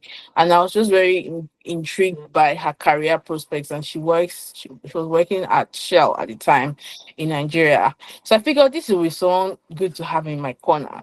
But I didn't just go and meet her and was like, "Oh ma, please can you be my mental. mentor?" No. So after the event, she said she had another event and she needed someone who was going to help with like the coordination. And I put my hand up that I will help. It was not paid, there was no benefit to it, it was just being in contact with her. It meant that I get to get this woman's personal phone number. For me, that was good, like incentive enough. Like that was payment enough. The fact that I get this woman's personal phone number, because otherwise she would not have given me her personal phone number. I reached out to her. I went for the first event that she organized. I helped coordinate it. Second event, third event. I was doing these things for free for this woman. But it was my own head. The way I saw it was, when I need something for this woman, with all these things I have done for her in the past for free, there is no way that she will not at least make an effort to try to help me get what I want. So at the time, I was still a student, and I was thinking, oh, it would be good, like if I wanted to do maybe like an NYSC in a place like Shell. You Mhm. Companies like that, especially based in Nigeria, you need to know somebody. Connection. That's the reality. Like there's no, oh, you just need to apply on the portal, and then your application will go through. Yeah. In international companies that are based outside of Nigeria, it's a bit more Right. Yeah. meritocratic. Yeah. But even with that, there's still elements of connection. Yes, just yesterday, my friend was telling me how he got a job in Apple because um his brother spoke to the hiring manager for him. But he has also applied before then, and they ignored his application. So there's a bit of that abroad too. But in Yeah. Nigeria, it's more of a thing of you need to know somebody. Now, God help you if your parents are not connected. You have to be the one to create your own connection. In my case, my parents were not connected, so I knew that I was the owner of my connections in life, and I'm going to be the only connection that my children will be relying on Yeah. um in future. So I need to build those connections for them. So Right. I was helping this woman because at that point I didn't even know what I wanted to do. And this was just me building, the relationship, so that if it ever got to the point where I needed something, it would be Yeah. difficult for her to just ignore me. Now, imagine now, maybe I ended up not ask, I've never asked her for anything. I still keep Yeah. in touch with her, and I'm still like in contact with her right now because I helped her when she was building her business, which is now very well set up in Nigeria, and she has retired from Shell and is running that business full time. But she's someone that I have in my corner, and I'm very glad that I have in my corner. But Yeah. the only reason I have her in my corner is because I have worked for her for free in the past. So you Yeah. need to think about how you can help your mentors, how you can, how they can benefit from their relationship. Unfortunately, a lot of us are very selfish about how we think about mentorship relationships. We're only Mhm. thinking about what we can get from people, Yeah. forgetting that these are people that do not know you, do not owe you anything, Everything. and are very busy. Yeah. And also, I'm not saying every time you have something to offer, because genuinely I acknowledge the fact that there's nothing to offer. For example, myself now, the way I am, I don't think there's anything a student in Nigeria wants to offer me. Like, I can't, like, I don't need any, I don't think there's anything I need someone to do for me before I'll help them. So Yeah. whilst it's not a requirement, it's good practice for you to just like come from that angle of what you can offer. Mhm. Genuinely, sometimes it will just be a case of, oh, I need your help with this thing, which is fine. But your approach is very important. You cannot just enter someone's DM and be like, please, can you help me with this? Excuse me, I don't know you. I don't know anything about you. One thing that gets my attention is when you tell me how much effort and what you have done for yourself. You've gotten my attention. You tell me that you have done this in the past. Show me your CV. I see your CV, solid CV. I'm like, okay, so this is just someone who is prepared, but just needs a bit of guidance. I'm All happy that. to provide guidance. Like, this is someone that I can already see the end almost from the beginning. I can tell that this is someone that's putting so much effort by themselves. They are very, very hardworking. You can tell Mhm. that they are very proactive just from Yeah. the kinds of things that they've done on their CV and Yes. the leadership experiences they have. You can Yeah. tell when someone is proactive. So, for example, if someone has been the president of their maybe any society in their university, you just know Mhm. that that person is not playing around, especially when you can also see they're doing well academically. It Yeah. takes a lot for you to be able to combine those things, And both. as Yes. because I've done it in the past and I've seen that it takes someone who is actually very diligent to be able to combine being like running a society with your academics, because sometimes it comes in the way of your academics. I see things Yeah. like that. I see other proactive initiatives that you've done, how you've taken initiative by yourself, you've done Yeah. internships by yourself. Yeah. You have my attention just because I can see that this person is worth investing my time in. I mean. And then when I give you feedback, I can see that you are taking my feedback and you are very respectful. Like, Yeah. you have my attention. So Yeah. most times I personally don't require you to do anything, but I also need to know that not everybody will be like me. Not everybody would not everybody will care that you've even taken initiative by yourself. Some people is just, do they have time? I Mhm. remember when I was doing my project in university and I needed people, and my project topic was something that the people that would help you were mostly people abroad, because my topic was not relevant to Nigeria. Not many people in Nigeria had done things like that. And I was reaching out to people on LinkedIn to help me. Like, just if I saw that you've done a research in that area, I'll reach out to you and just let you know what I was doing. And I'll also I'll ask you to share like anything that you think can help my project. Mhm. Now, most of the people that I reached out to were very nice to me and were helpful. There was Yeah. this one person, I can never forget that encounter, who said, I'm sorry, but I don't know you. Why are you asking me for this? Now, I would have preferred it if that person just ignored me. But the fact that he actually took his time to respond to say, Type. why do you think you're entitled to? And I was just like, I remember that day, I felt very bad about that experience. And I reached out and I showed my friend my message Yeah. to the person. That, was I rude? Was there anything about my message that made it seem like I was like being demanding of this Title. person? It was just me genuinely like reaching out to someone. I say this to say not everybody will be nice to you, and you should not take it personally. Yeah. Including me. Sometimes, most times, I don't reply people because my LinkedIn inbox right now is a mess. But if I see that you're persistently trying to reach me, I would probably, you maybe send me an email or if you get through to me on Instagram, you reach me.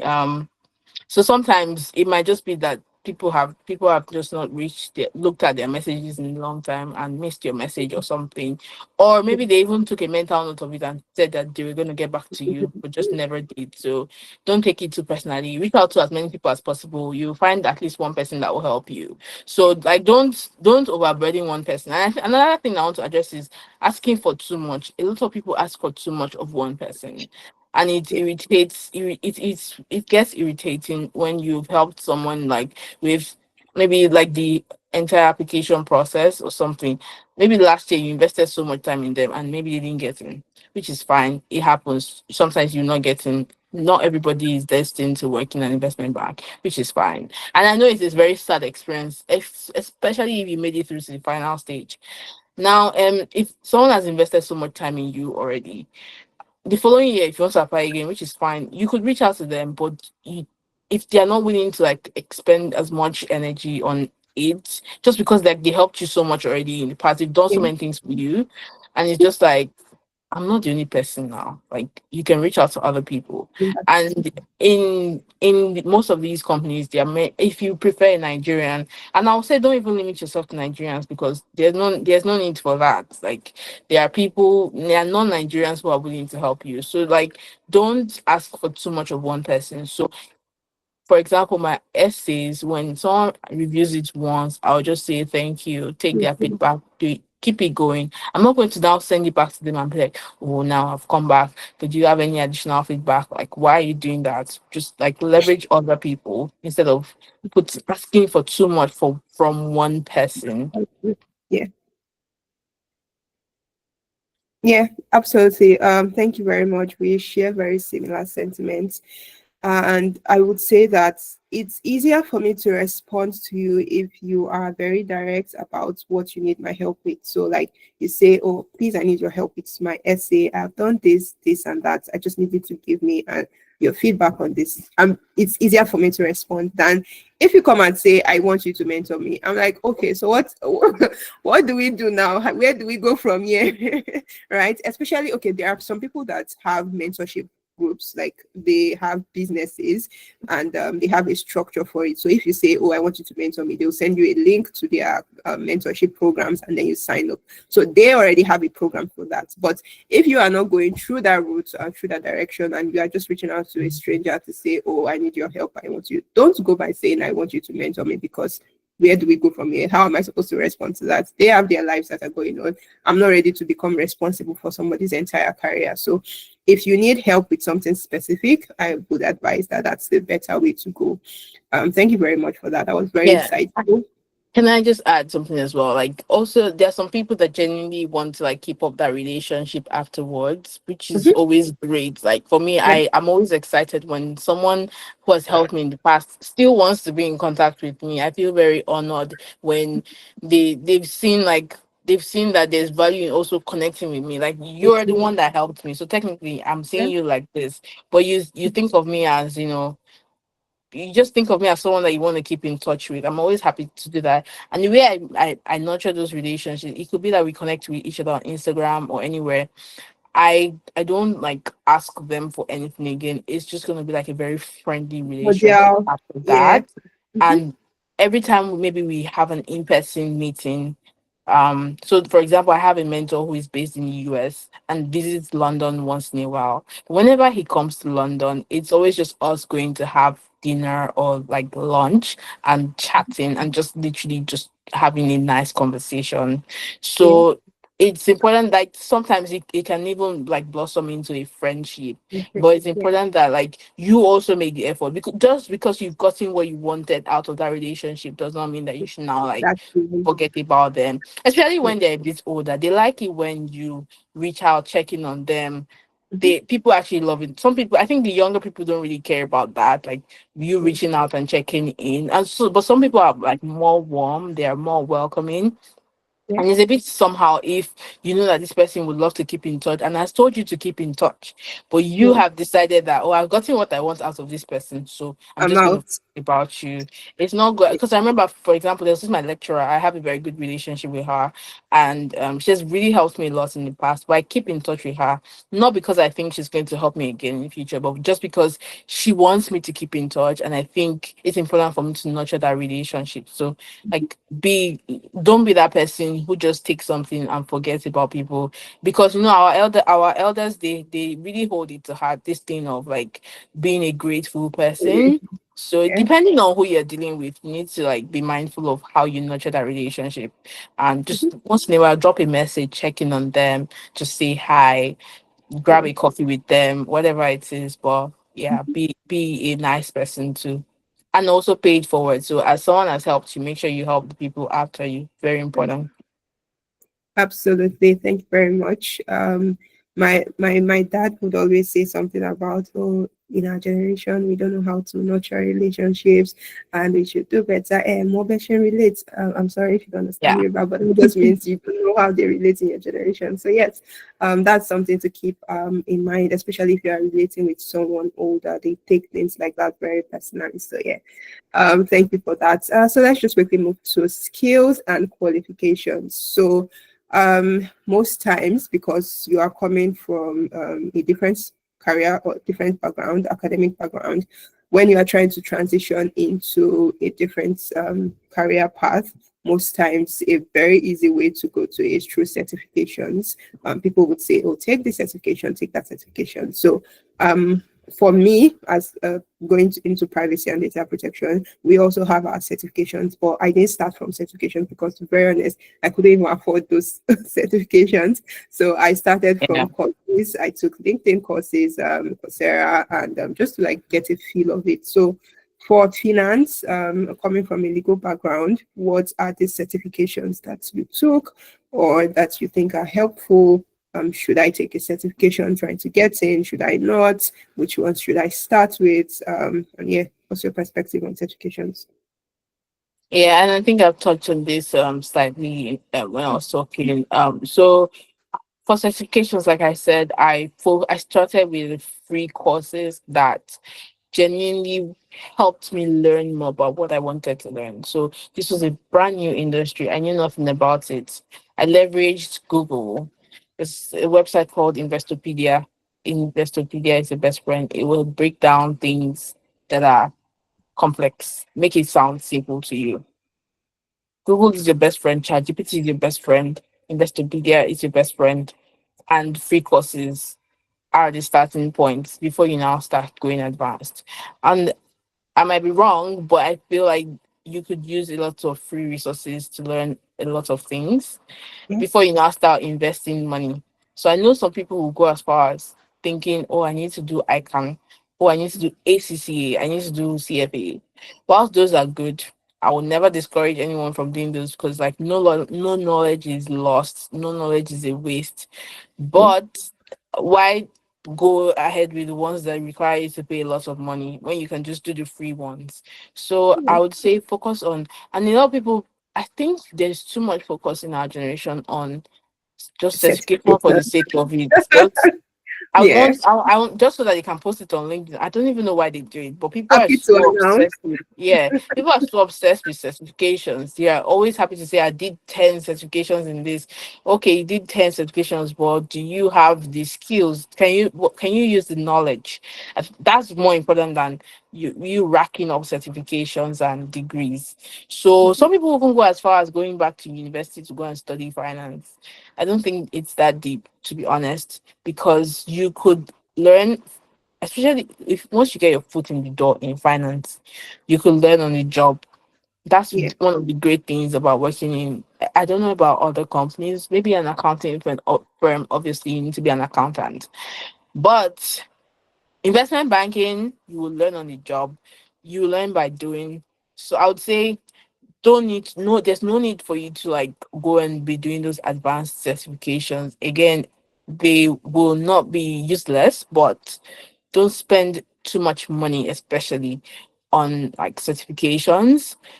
think about what you think is relevant for this particular field that you're interested in. Remember, there's so many different areas, and what I've said today is very focused on my experience and what I've done. And there are a bit more technical areas. There are some areas within the bank where if you do not have finance knowledge, accounting knowledge, you simply cannot work there, because you need to know the basics of things like understanding the company's balance sheet, understanding just simple finance concepts, Yeah, modeling. These are things that you learn if you do something like CFA. So if you want to go that deep, good for you. Go ahead and do those certifications. So it depends on what you're interested in. But I would say my golden advice is start with the free things. Use yeah, ChatGPT. Now I'm using ChatGPT to learn a lot of things. There's so many things that I've been struggling to learn, because it's just everywhere I try to learn it, they're just explaining it in a complex way. And so with a tool like ChatGPT, you can make like anything complex simple. You can ask it to explain something to you like you're a 14-year-old or like you're a 5-year-old. yeah, So, and then there's this other website. Unfortunately, now I don't know what it is, but I remember seeing a video of a lady on Twitter where she was explaining how she takes the link to the course, and it would, you can, on the website, you can ask it to make it at a certain level for you. So there's a course, but designed for maybe the average adult, and yeah. the website will help you like Break simplify that down. course.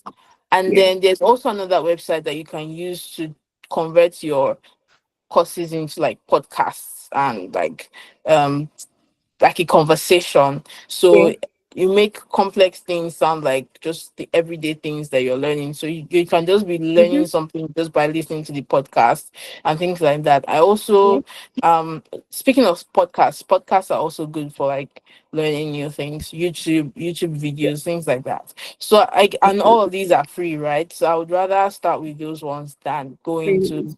complex certifications.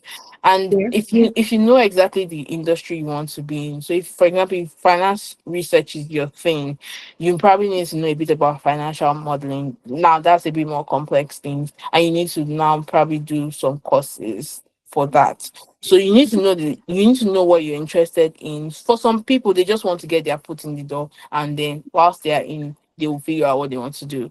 While some yeah. people, they already know exactly what they want to do. I have lots of Mm-hmm. friends who want to do legal within like finance. That's Yeah, what, like, they are lawyers, but they want to do legal. Now, as someone who is already a lawyer, you don't need to go and be pursuing finance certifications if illegal within finance is what you want to do. yeah.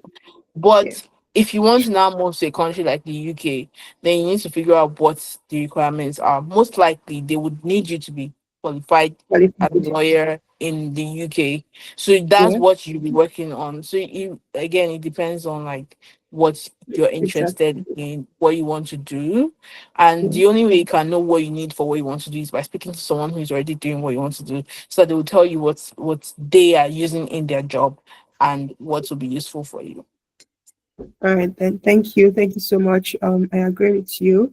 It's easier for you to start with the free resources, get a feel of it, see if it's something that you even really like in the first place before you just throw money around and say, because these courses are usually expensive, before you say, oh, I want to go and take this course. I didn't start, even up till now, I don't have a certification in privacy and data protection. I literally just paid for it last month, this month rather, and I will be taking it very soon. So, and I'm already like 2 years in. So, certification is not the starting point. If you can afford it, if someone is paying for you, or if you have the opportunity to, by all means, go ahead. But if you can't, that's not the end of the world. Start with the free resources. Yep, if it's free, do it. Exactly. If someone is paying for you, please, by all means, take it, do it. If your company is sponsoring you, do it. But if it's dependent on you, then start with the free courses, and then later you can pay for it. Thank you very much. We are coming to the end of this session very soon. I think next question is, what's in Travis process transitioning? What was one of the most challenging aspects for you, navigating this whole process, and how did you overcome that challenge? When you say the process, do you mean like before or like now being in the industry? Yes, I think now in the industry. Yeah, now in the industry. Um, I'm just gonna be honest. Generally, it's actually been a good experience for me. Mhm. It wasn't. I didn't struggle, Yeah. which I think is good. I'm very thankful about it, and that's because the company I work for is a very good company. And I don't say this just because I work for them, because honestly, I don't have any. There's no obligation to like advertise them as a good company, but genuinely, they are a good company that care Yeah. about the well-being of the employees. Mhm. So they provided all the resources that I needed to have a comfortable settling experience, especially as someone moving out of Africa into a Mhm.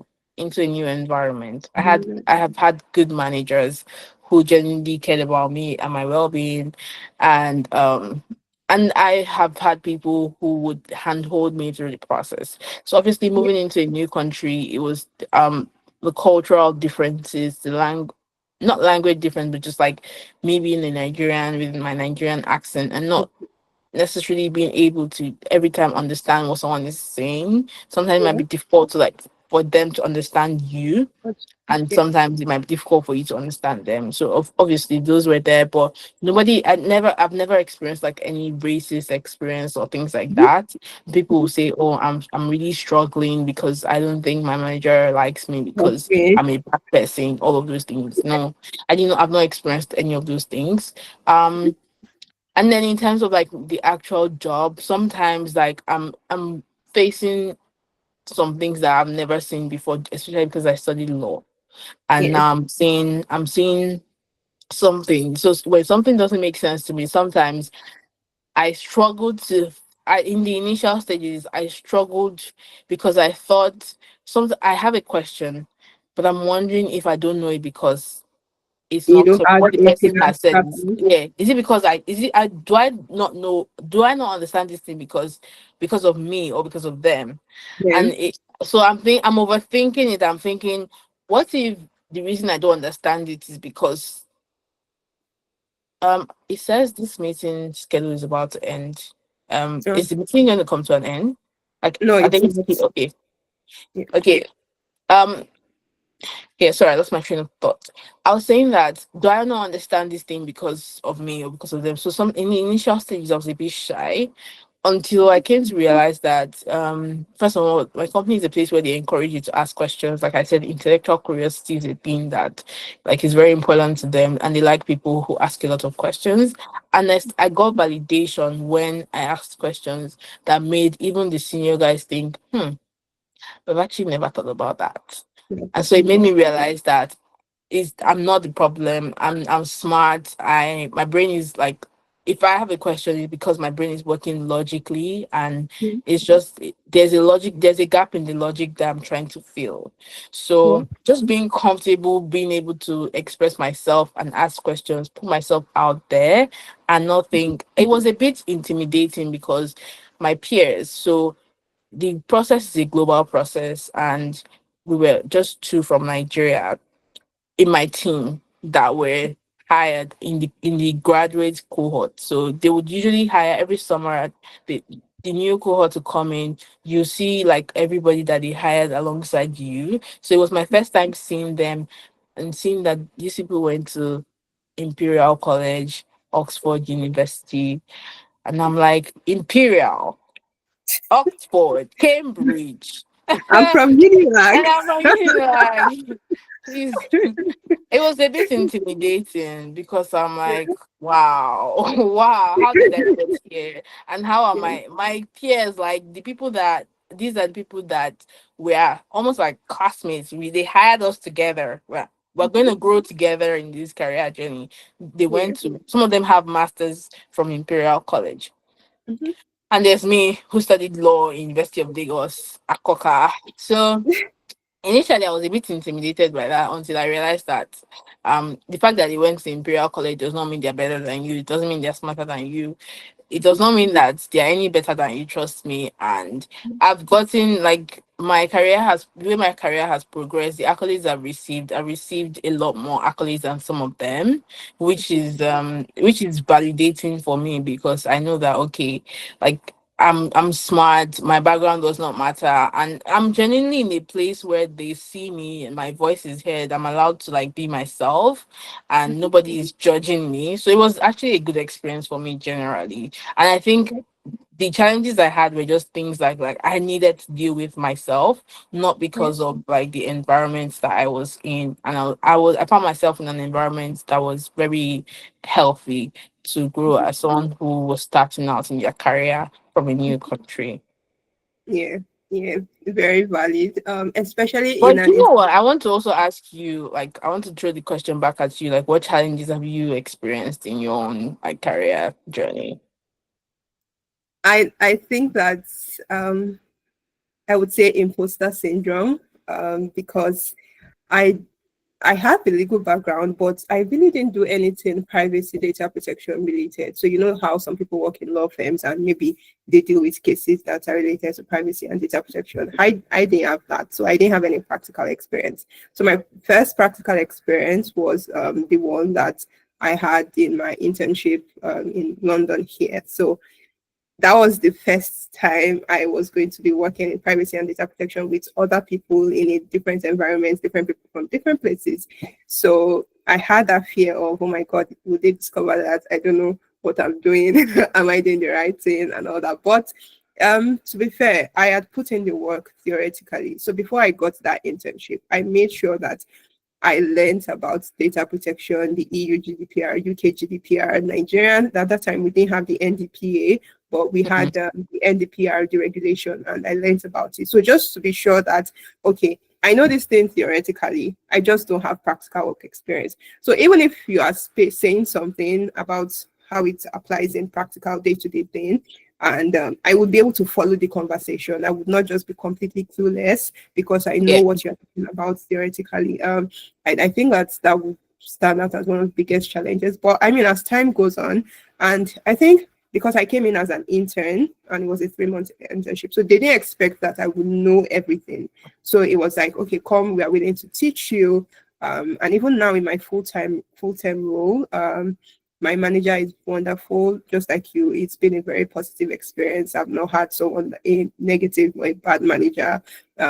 If I don't know something, she's always very open for me to ask. So it's been a very good experience in that regard of learning on the job. It's just yeah, and if you're a fast learner, if you are very open to learning and taking feedback, and once they tell you something once, you implement it and you don't wait for them to repeat it again and again. It makes all the difference. So even if you don't know something, they know that when they tell you, you take feedback and they see the results. So yeah, I think imposter syndrome has been the biggest challenge so far. But yeah, yeah, like I said, it. And the thing with imposter syndrome is sometimes it's because you don't know it, and the more you know it, the more you learn, you become better, and that's how you yeah, get past yeah. imposter.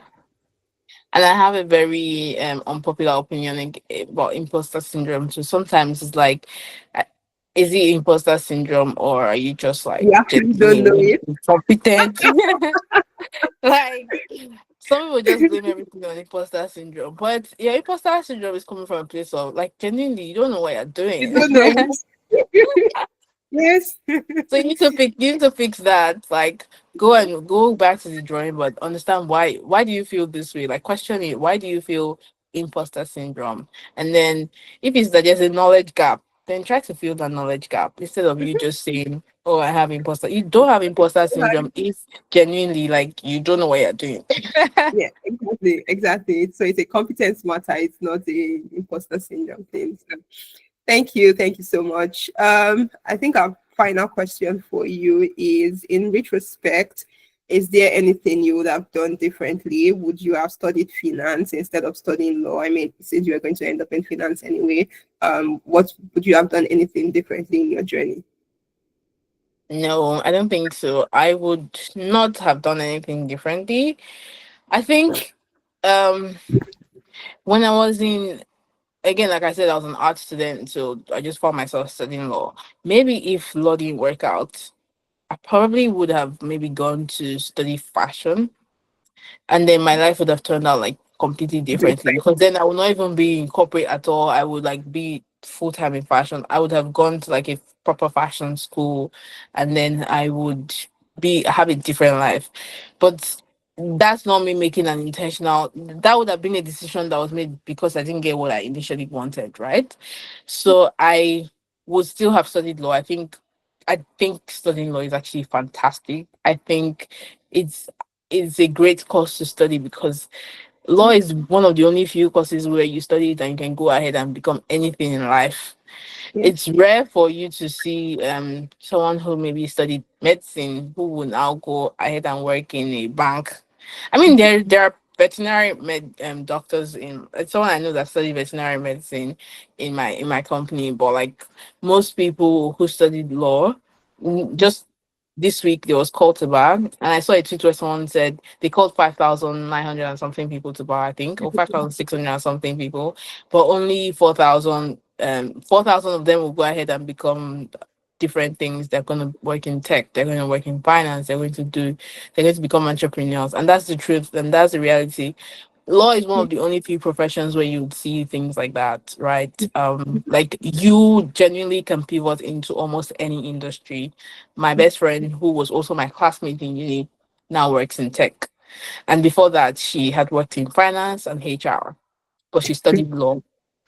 Exactly. So I think law is a great course. So I will not have changed that part. I will still work in I will still have studied law, Yeah. and I probably will still have like gone into finance because Brian, the way I've always been is I'm not that person who is scared to like pivot and change into something new if Mhm. what I'm doing does not serve me anymore. And a lot of people are very like scared to like drop everything and just start something new. They think they will be labeled quitters if they leave what they're doing to do something else. But sometimes you need to know like when it's time to just wrap it up and move on. I don't think I'll change anything about my career path, honestly.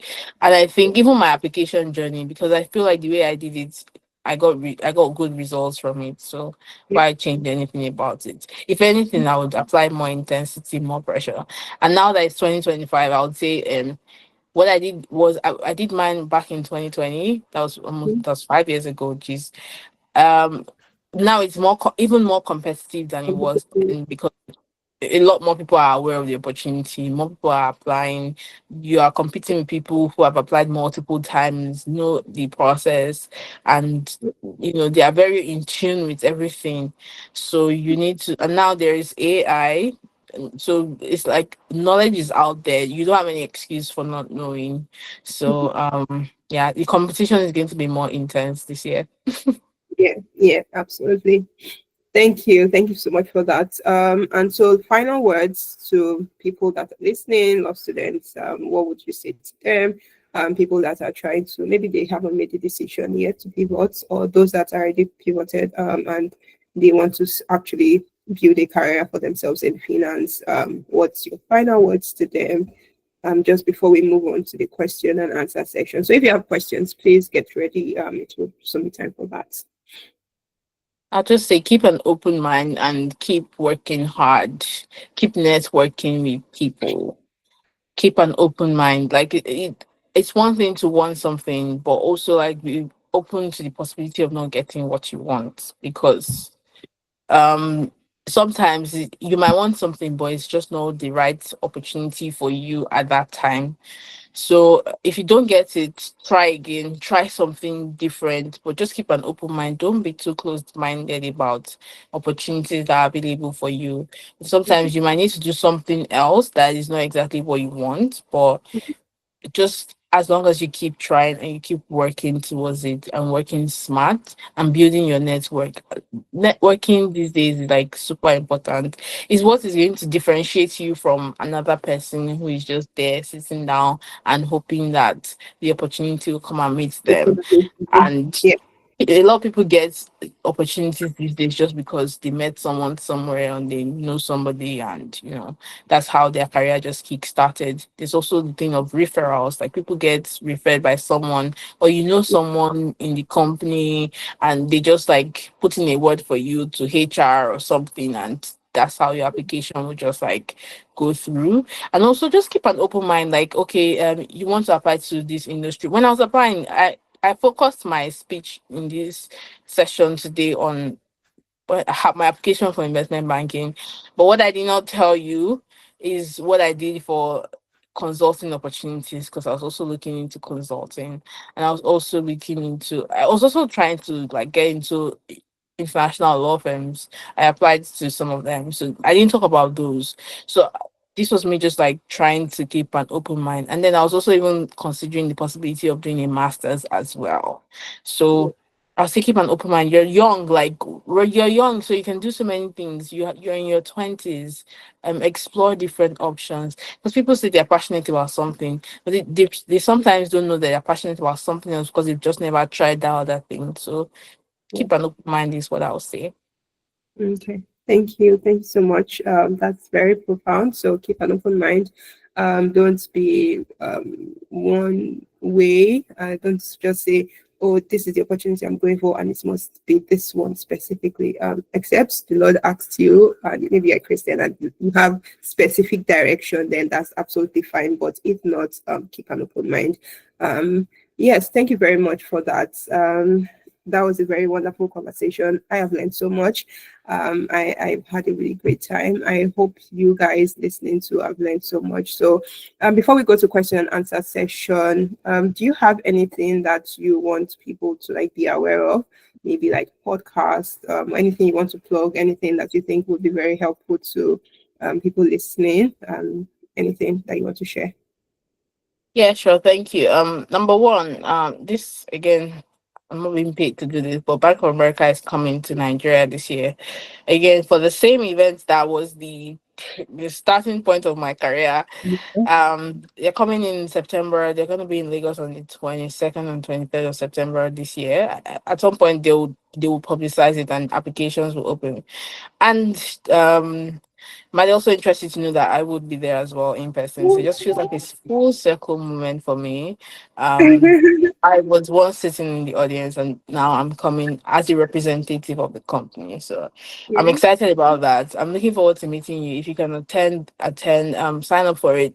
I think they're gonna make provisions for people who are not based in Lagos. Although the events will be in Lagos, they're gonna make provisions for students outside of Lagos. So it's gonna be a fantastic opportunity for you to learn more about the company. At that period, summer internships would have opened. So you want to learn more about like where you want to where you want to where you fit into. So my point is just make sure you sign up for the event. I don't know how they're going to publicize it. Check the website, keep checking campus recruitment at bankofamerica.com, and also make sure you follow SU Africa on Instagram and LinkedIn because they are going to also help coordinate it. And if you're not based in Nigeria, if you're Ghanaian, we're also coming to Ghana. So that aside, I used to have a podcast called the Growth Podcast where my friend and I we interview people talk who would talk about their career journey. So we've interviewed a lot of people who are in different industries, including like finance and people who have worked in investment banks or who are working in investment banks. So for example, after my summer internships, I sat down with a few other summer interns from Africa to talk about how we got the opportunity. So feel free to go check out the Growth Podcast on Spotify and Apple Podcasts. I think you would find different episodes and you can just scroll through and see which episode you want to listen to. Although we've not done an episode in a long time, but it's still there for anyone who wants to listen to it. And then feel free to follow me on LinkedIn if you want to. No guarantee that I would respond to your messages because, like I said, my LinkedIn inbox is a mess. Yeah. But yeah, feel free to reach out to me on LinkedIn. Thank you very much. So the links to the podcast are in the chat section. Feel free to check them out. Thank you. I was just going to ask a quick question for people who are not more students, so they already graduated or they are being called to the bar. Are there opportunities for such people in Bank of America? Um, I am more knowledgeable about the opportunities for Internship. people who are still students, and that's why I like to speak to that because that's what I experienced and that's what Yeah. I know about. I know yes, there are opportunities for people who have who have finished school, but I think it's a bit more challenging, especially if you're still based in Nigeria. If you're in the UK, it might be a bit easier for you to like apply for full-time opportunities. But some internships are for people who are students. Now you could also be a master student, by the way. It does not have to be undergraduate. So you could be a master student. So maybe if you're planning to do a master's, during your master's you could apply. So that's also another good route. So some people, I speak to some people and they're like, oh, actually they were thinking of doing a master's. So I'm like, okay, good, great, apply during your master's. um but you could also like there are job openings on the bank's website that are published, and you can just apply. You just never know, right? Yeah. But again, I don't like to speak too much about that because that was not what I did. That was not how I got in. But I know Yeah. that like if you apply, obviously just like any other company, their job openings are published on their websites, and you can just apply for whatever you're interested in. But the golden, I think the best way is to network with someone who works there and just like see how opportunities will open for you. Just keep your network open. Let people know what you're interested in. I've gotten a lot of people reach out to me to say, oh, they're interested in maybe legal opportunities. Some people will say they want to go into investment banking, although they are done with uni. But like most times I'm not able to help because I don't know. I'm not a hiring manager. I don't have the power to hire people, so I can't even like I'm not so senior enough to call HR and say, Oh, yeah. can you Okay. can you get an opportunity for this person? Like that woman that I reached out to, that woman is a C-suite exec. She's on the board of the company. She's making important decisions. So if she calls HR and says this person should get a job, that person will That get a person job. will get the But job. I'm not that senior, unfortunately. So I'm not able to help you call HR to say you can you give this person a job. So Yeah. but I'll just say like just keep your network broad because you just never know, right? I have contacts in like different places right now, and just people who I've kept in my network because I just never know. So for example, I have friends and contacts who work in like other big organizations that I know that if I ever want to move to those companies, they will be the people that I'll reach out to be like, you know what, I want to come and work for you guys in this company or in this organization. So networking, I cannot overemphasize it. But again, you have to nurture the relationship. It's not, oh, I met you at an event and I've networked with you. Do you think people are going to remember everybody they met? It's just like this event that we're having in Nigeria. When I come to Nigeria, I'm going to meet a lot of students. I'm not going to remember everybody that I met, but what are you going to do to set yourself apart such that like you would be unforgettable? Trust Yeah. me, there are some people who we have met. I have met and I remember them. I remember their name, but it was because of something that they did. So you also need to think about how you want to make yourself stand out and unforgettable without being dramatic. Absolutely. That's very important disclaimer. Okay, thank you. Thank you so much. And also just to clarify, students, if you're a law school student and you want to make this application, it's still valid. Yeah, you are still I can't it's speak still for this year, to be fair, because again, the applications have not opened this year. I don't know what the requirements will be this year okay. because I Okay. know that there was a year that they needed you to be in your penultimate year. So the year I Uh, applied, the reason why I was lucky was because they said they put as long as you're graduating before a certain date, and it just so happened to be before the date of the completion of my law school, which let's is why I go. was qualified. So as long as Yeah. they didn't care whether you were in your penultimate year or your final year, as long as you were graduating before a set date.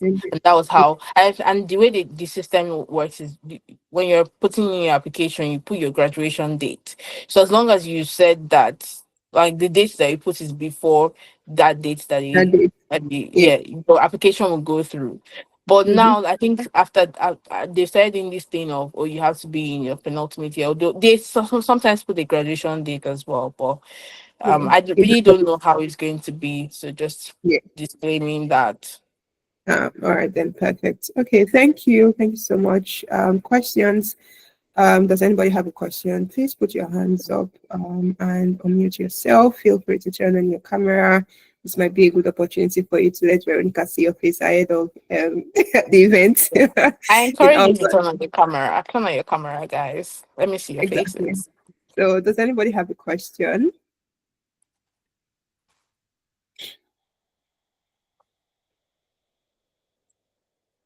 No questions. Wow. I was So such a fantastic speaker that people don't have questions. okay, Precious has already. I don't know if it has. Okay, I can see Lois. Okay, Precious, you have the floor. Turn on your camera if you can. If not, just unmute yourself and ask your question. All right. Thank you so much for this opportunity. I'm unable to turn on my camera at this time. So I'll just take that excuse. Thank you so much, Ma, for taking our time to share your words of wisdom to us. I've really learned a lot. And my question is concerning the law school. You mentioned that during your time of application, you were in the Nigerian law school, and I just wanted to ask how you were able to balance, because your story was really, really impressive. You did a lot to really, really apply the pre-application, and how were you able to balance it with law school demanding schedule? Thank you. That's a very good question, and thank you for asking because I glossed over that part. What I did not tell you was that it was in 2020, it was COVID. So I'm COVID set of law school. We did law school virtually. So my law school experience is very different from the average person, Everybody the loves average to. lawyer in Nigeria. And I Yeah. think that's an important thing that I actually excluded from my. So it was almost like the thing is, if I was actually in law school, the truth is, if I was like in Nigerian law school on campus, I would Mhm. not have been able to put in as much effort and time as I Yeah. did because I was at home. So there was nothing like, oh, I'm going to class. My classes were virtual, so I can sit down on my bed, join the online classes for a few hours in the morning. When I'm done with that, I go ahead and do anything I want. There was no group assignment. There was nothing Yeah. like, oh, Yeah. there's assignment for tomorrow. All Amazing. those things exactly. So, and we didn't do externship either. No, we So didn't. so it was our law school experience. I honestly don't even like to give law school advice just because I'm like, I'm not qualified Same to give here. advice because I did Hmm. virtual law school. So yeah, that disclaimer should be out there. So because it was locked down, I was stuck in my house. So there was nothing like, oh, I'm going out for socials with my friends. Everybody was stuck in the house. Might as well like use the opportunity to just Do something productive something with your life. useful for with my life.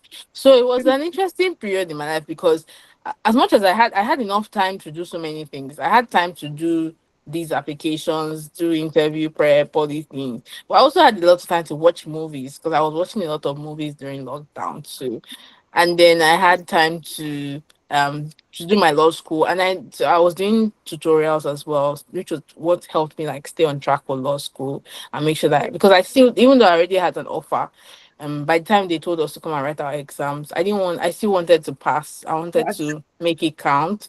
yeah. So I signed up for tutorials like that were run by people who were senior who had graduated from law school. They were running Yeah. some free tutorials during lockdown. I did a few of those. And then there was a Mhm. paid tutorial by one of the lecturers, assistant lecturers in Lagos campus that I also signed up for. It was always in the mornings, and it was good because it forced me to wake up early because those tutorials were by like 6:30 a.m.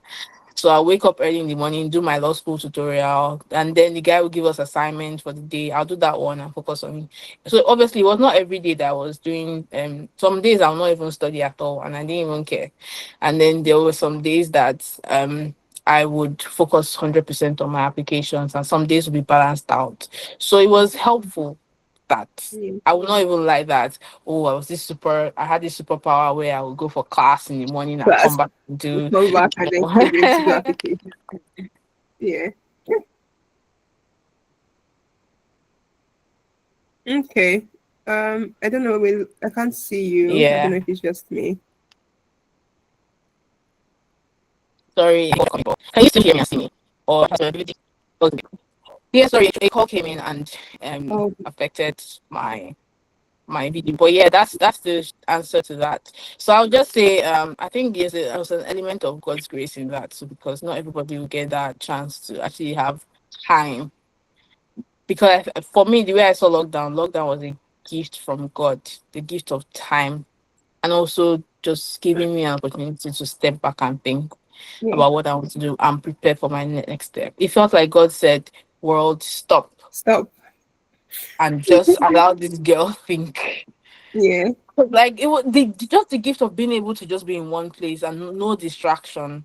It Yeah. was actually like for me, lockdown was a blessing because that was what helped me to be able to do all these things. And at the time, I was also doing, and also remember I mentioned that people were more responsive during lockdown. Like Lockdown. lockdown was a period when people were more willing to like take calls, having Mhm. chats with random American guy that Yeah. doesn't know what to do with his life.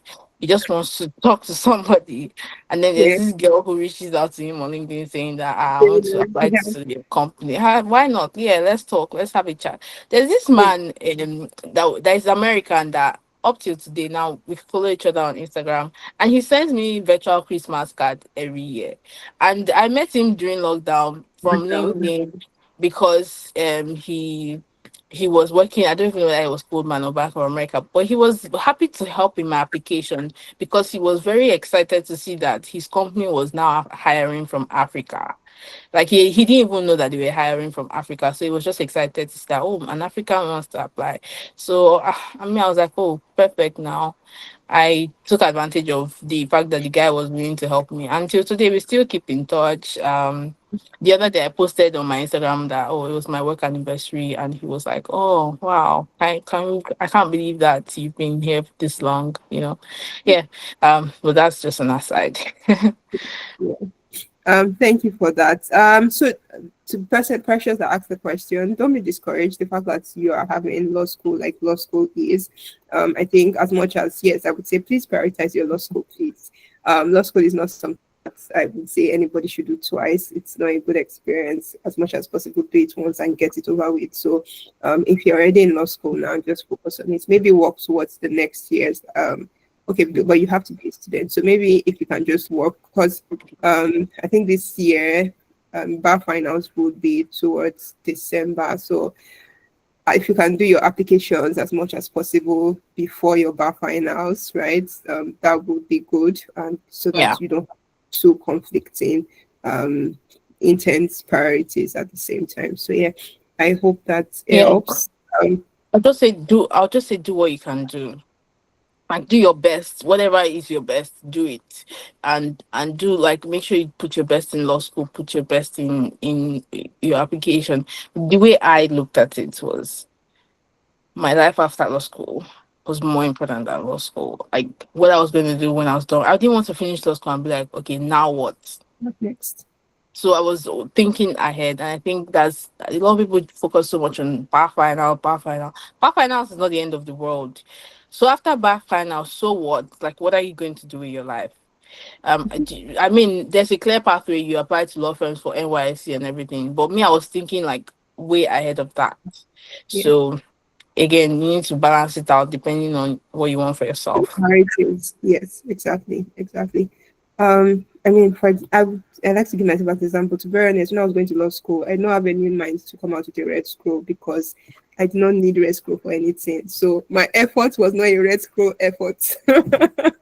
I'm not even going to Exactly. lie. And that was because I knew that there's nothing I'm using this red scroll for. I don't want to work in a tier four law firm, or what they call it, tier one law firm, big four. I didn't need a red scroll. So to be honest, my effort was not red scroll effort, right? So if you are going after red scroll and you really want to pursue the legal career path and all that, that's absolutely fine. That's your own priority, right? But if that's not your priority, then it will also reflect in the choices that you make subsequently. So I hope that helps. Lois, you have the floor.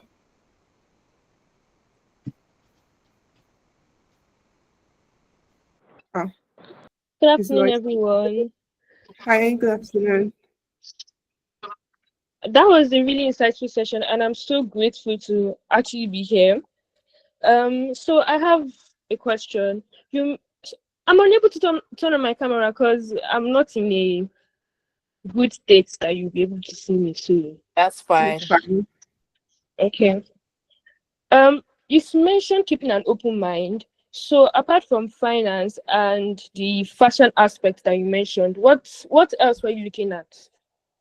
I was looking at consulting because I knew consulting firms Okay. like BCG, Bain, and McKinsey. They were hiring like fresh graduates and people who like they had. programs. So, for example, I know McKinsey had this like, was it McKinsey or BCG that has this graduate analyst program that they do in Lagos? And obviously, McKinsey is a big consulting firm. It's a global consulting firm. It's one of the big three. And Mm. I was really interested in that as well, just to see like explore what it is like working in consulting. Now, consulting was a totally different ball game for me because they had like aptitude tests and some other specific there's a specific way the application is, and it's not for the weak. I don't There's no company that is for the weak anyways, but the applications were like very different. But I was also looking at that. I was also still looking at law because again, if you go to law school, you need to like you like the natural pathway would be to get a job in a law firm. So I was also targeting like the big law firms in Lagos. But I didn't have to do that anymore after I got my summer internship offer. I was just like, I don't need it anymore. So I didn't pursue that anymore. But when I was still applying, I was applying to consulting, I was applying to law firms abroad too, because I saw that you could apply to a law firm like Linklaters for their trainee contract. I was applying for trainee contracts in law firms abroad. I was also looking at schools that were offering scholarships for masters, so that if if any of these ones don't work, I'll go and do a master's either in Mhm. Canada or US or UK. I was also thinking about that, and also considering the possibility of being an entrepreneur. So like there's so many options. Like, so just keep an open mind. And I was just I was doing everything, a bit of everything, spending a lot more effort in this investment banking sector because I knew like I could see there's something about you knowing that you can get this thing and Mhm. knowing that someone who has done it before you has gotten it. Like, especially when you know that this thing is possible. Like, it's possible. I've seen it happen.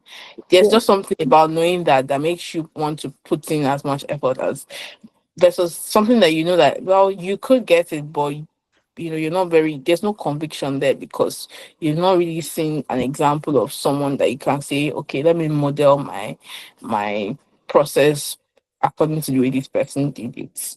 Mhm. Mhm. Thank you. Thank you so much, Lois. I hope that answers your Thank you question. so much. Thank you. All right, Yes, it then. does. Thank you so much. You're welcome.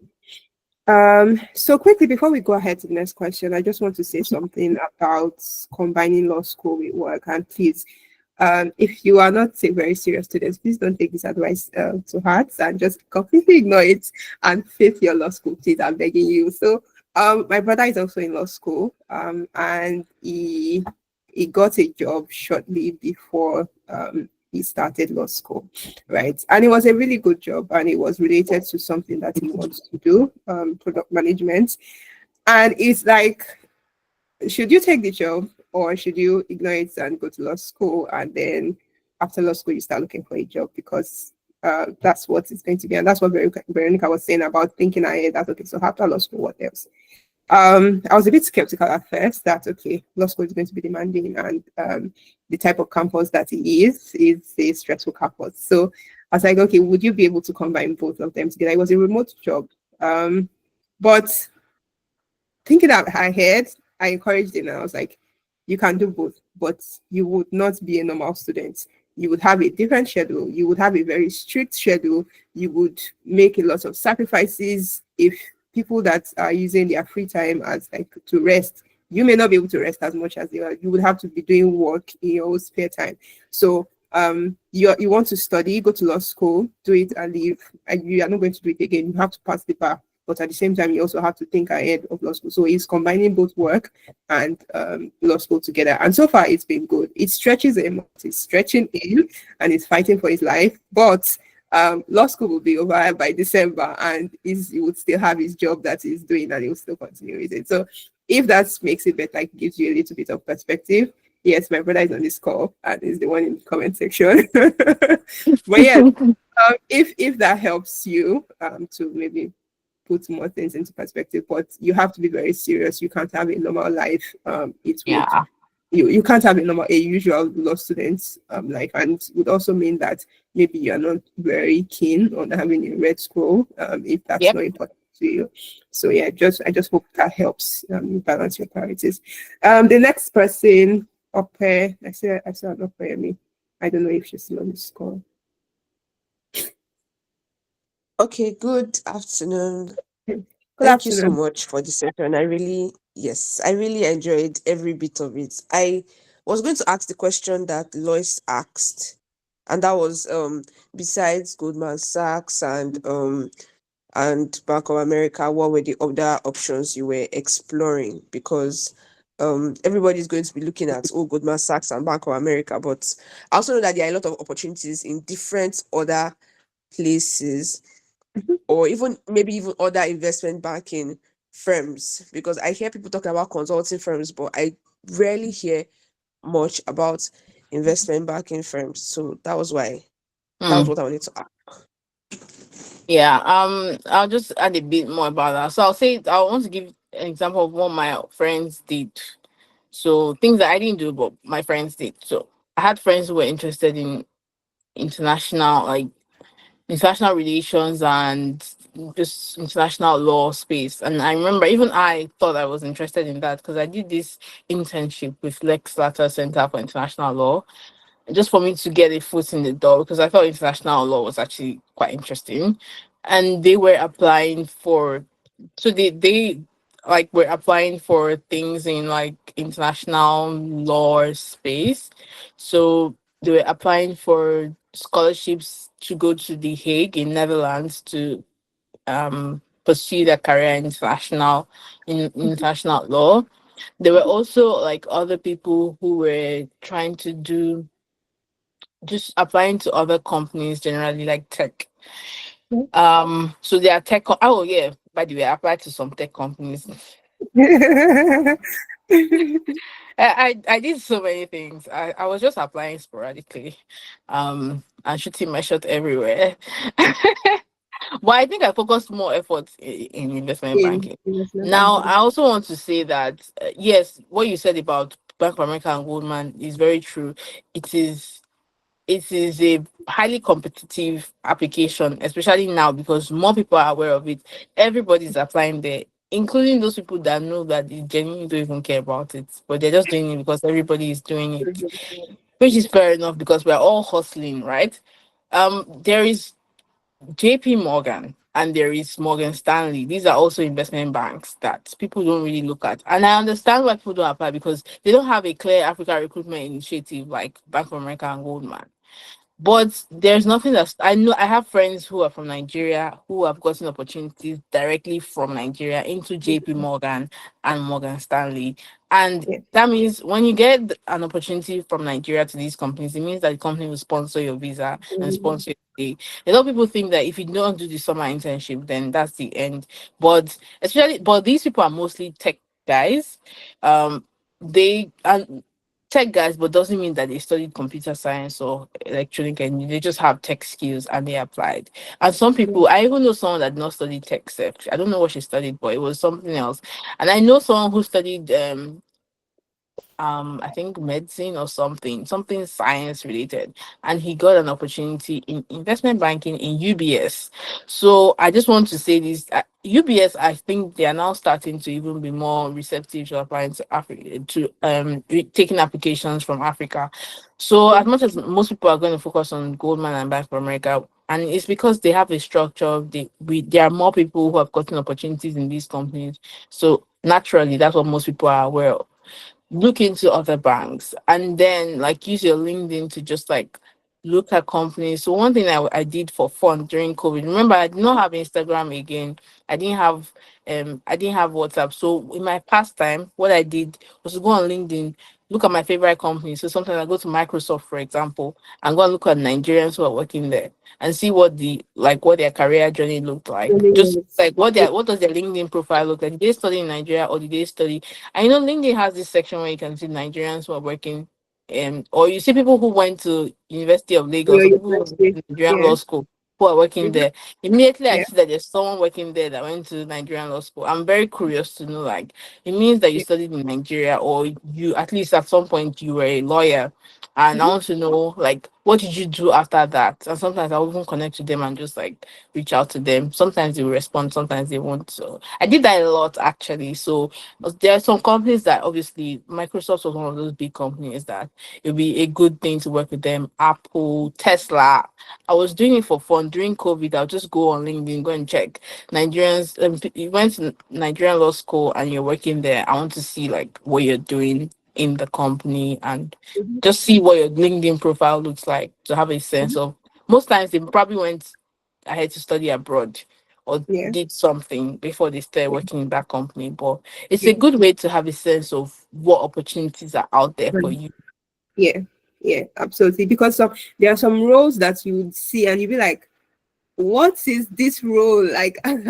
How did you even get to this role in the first place? You don't, and you didn't know about it until you come across it on Yeah. somebody's profile. So yes, that's a very good thing. I also do it just to see, oh, what's this person's trajectory like, let me just to get a feel of it. And if you see anything that is good for you, or I remember taking one of the courses, I saw it on someone's profile that she had taken that course, and I was like, oh, this looks like a really good course, and I took it, and now I have it on my CV, right? So you get to learn from just doing things like that.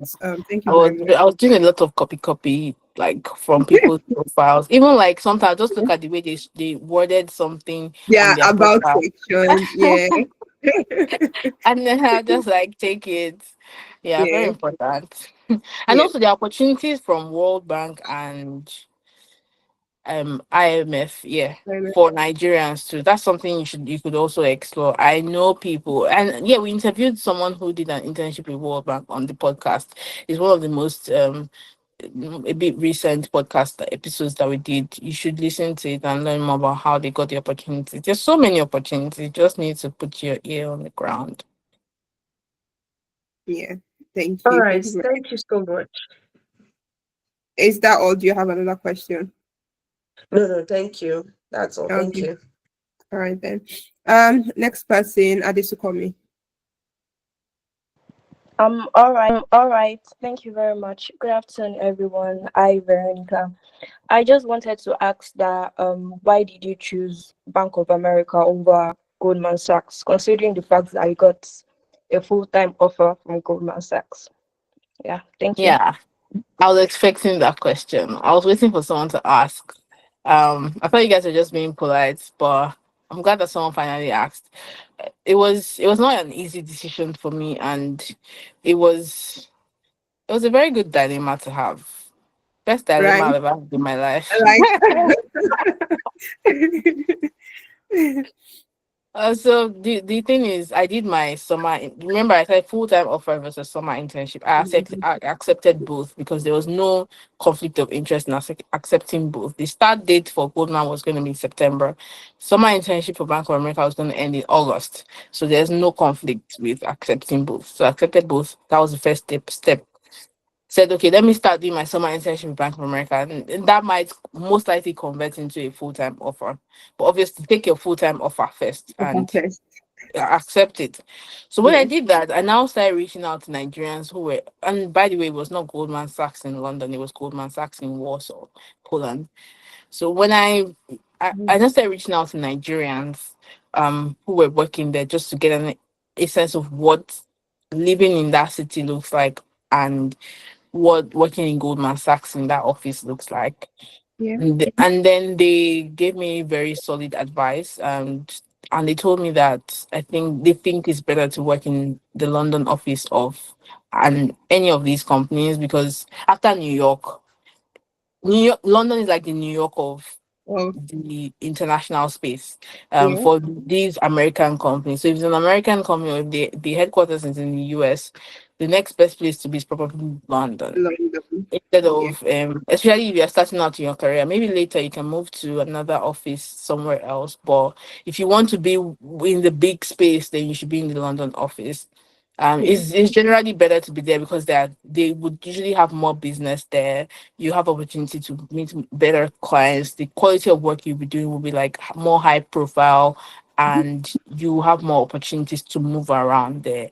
And they were 100% right. As someone who has now spent 3 years, I can tell you for sure that you definitely have more opportunities to like move around in a bigger office like London. So Yeah. They said even they are trying to move to Goldman's London office. And I spoke to HR that can I move my location to London? They were like, nah. So initially what I was thinking was, okay, let me let me start Goldman full time, Yeah. do it for a full few For a months bit, and and then then put and to move to move. back to America. So I have both experiences. Yeah. But my because of when you're moving, they have to do a lot of immigration process. The immigration processes took so long for the Goldman one. By the time it was time to move, I was like, do you know what? It was almost time for my Bank of America full time. So it was supposed to be September, but the immigration process wasn't smooth. So it ended up being like the following year, Wow. and I was supposed to resume back from America in July the following year. So it didn't make sense to go and work in Goldman for 2 months and quit and then And go then to go to America. Bank of So America. I decided that what, let me just let go of the Goldman one. Since I already had a full time offer at Bank of America, London, it was clear like there was nothing that was going to affect it. So I quit. I told Goldman, I just told them I'm not going to be resuming anymore, and Yeah. I just went for the Bank of America opportunity. Okay. Okay, that makes sense. Let me flip the question a little bit. So if it was Goldman in London office together with summer internship Bank of America London office, would it have made any difference in your decision? It would have. The thing is, it would have been a tougher decision because but the immigration process would not have been as complex as it was because it was London's immigration process is pretty straightforward. I would have gotten my visa like a lot earlier, and I would have been able to move a lot. I would have started in September, so I'd have Mhm. spent enough time in Goldman to Yeah. make that decision. But assuming that was not even the case, I probably would just have gone with the Goldman one because it's It was pretty full much time. almost the same full time, yeah. And I'll probably just have gone to Goldman. And honestly, I don't even think it matters that much whether I picked Goldman or Bank of America because they are almost like this. They provide almost the same experience. I think the culture in Goldman is a bit different from Bank of America. Most Yeah. people in my company right now who work in Goldman tell me that they think that Goldman is like a bit more intense and Bank of America is a nicer environment to work than Goldman. That's what Yeah. they say, like people who have worked in Goldman. So I think I'm glad that I made the decision to be in Bank of America. But I'm also like I'm not worried because honestly, if I want to start working in Goldman by this time next year, I can make it happen because Yeah. switching between these companies is like very easy Okay. as long as you're already in. Again, it's like just get your foot in the Yes. door, and then you can. If Goldman is the company of your dreams, it's very easy as long as you already worked in like another investment bank. If I want to work in Goldman like by September, I can make it work. But Yeah.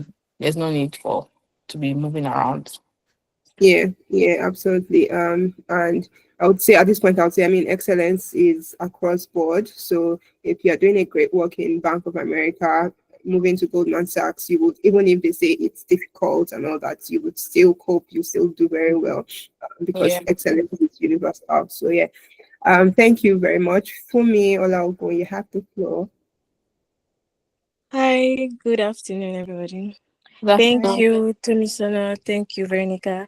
So, my question is okay. Let me start with I do not have a background, whatever in law, in finance, or anything.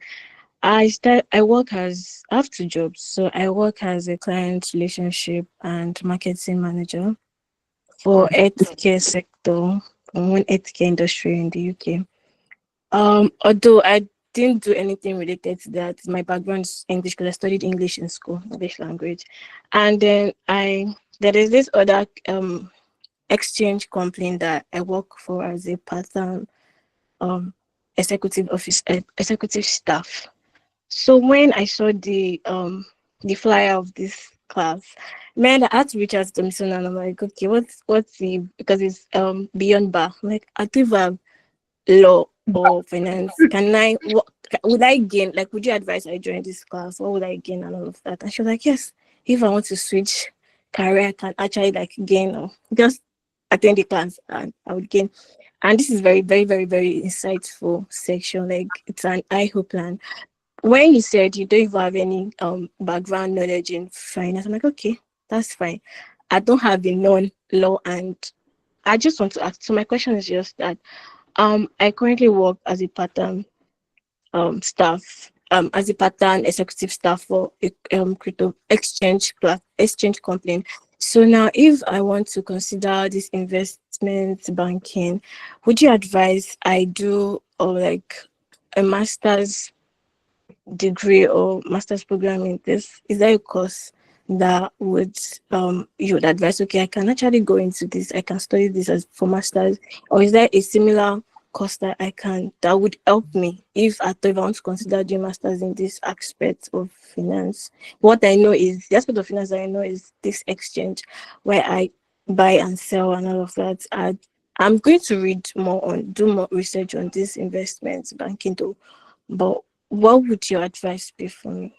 I don't know if you Yeah, get yeah, I understand what you're trying to describe. I just want to ask, are you based in UK or in Nigeria? Nigeria. Okay.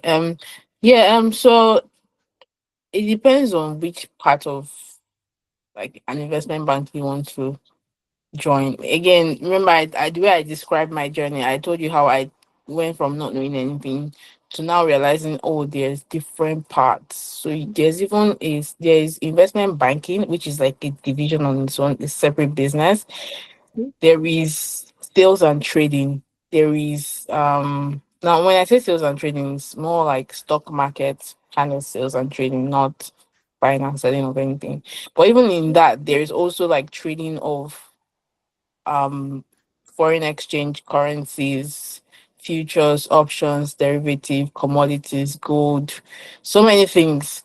Then there is payment solutions where we provide bank accounts for clients. When I say clients, I mean like big corporate companies. We don't do so in international. I say international, I mean like in London, we don't deal with like To individual say, companies, yeah. like personal clients. We deal with companies like, so where if you say you own a bank account with us, that means it's a big company that owns a bank account with Bank of America, not a person. Like I don't have a bank. You can't. It's not a retail bank.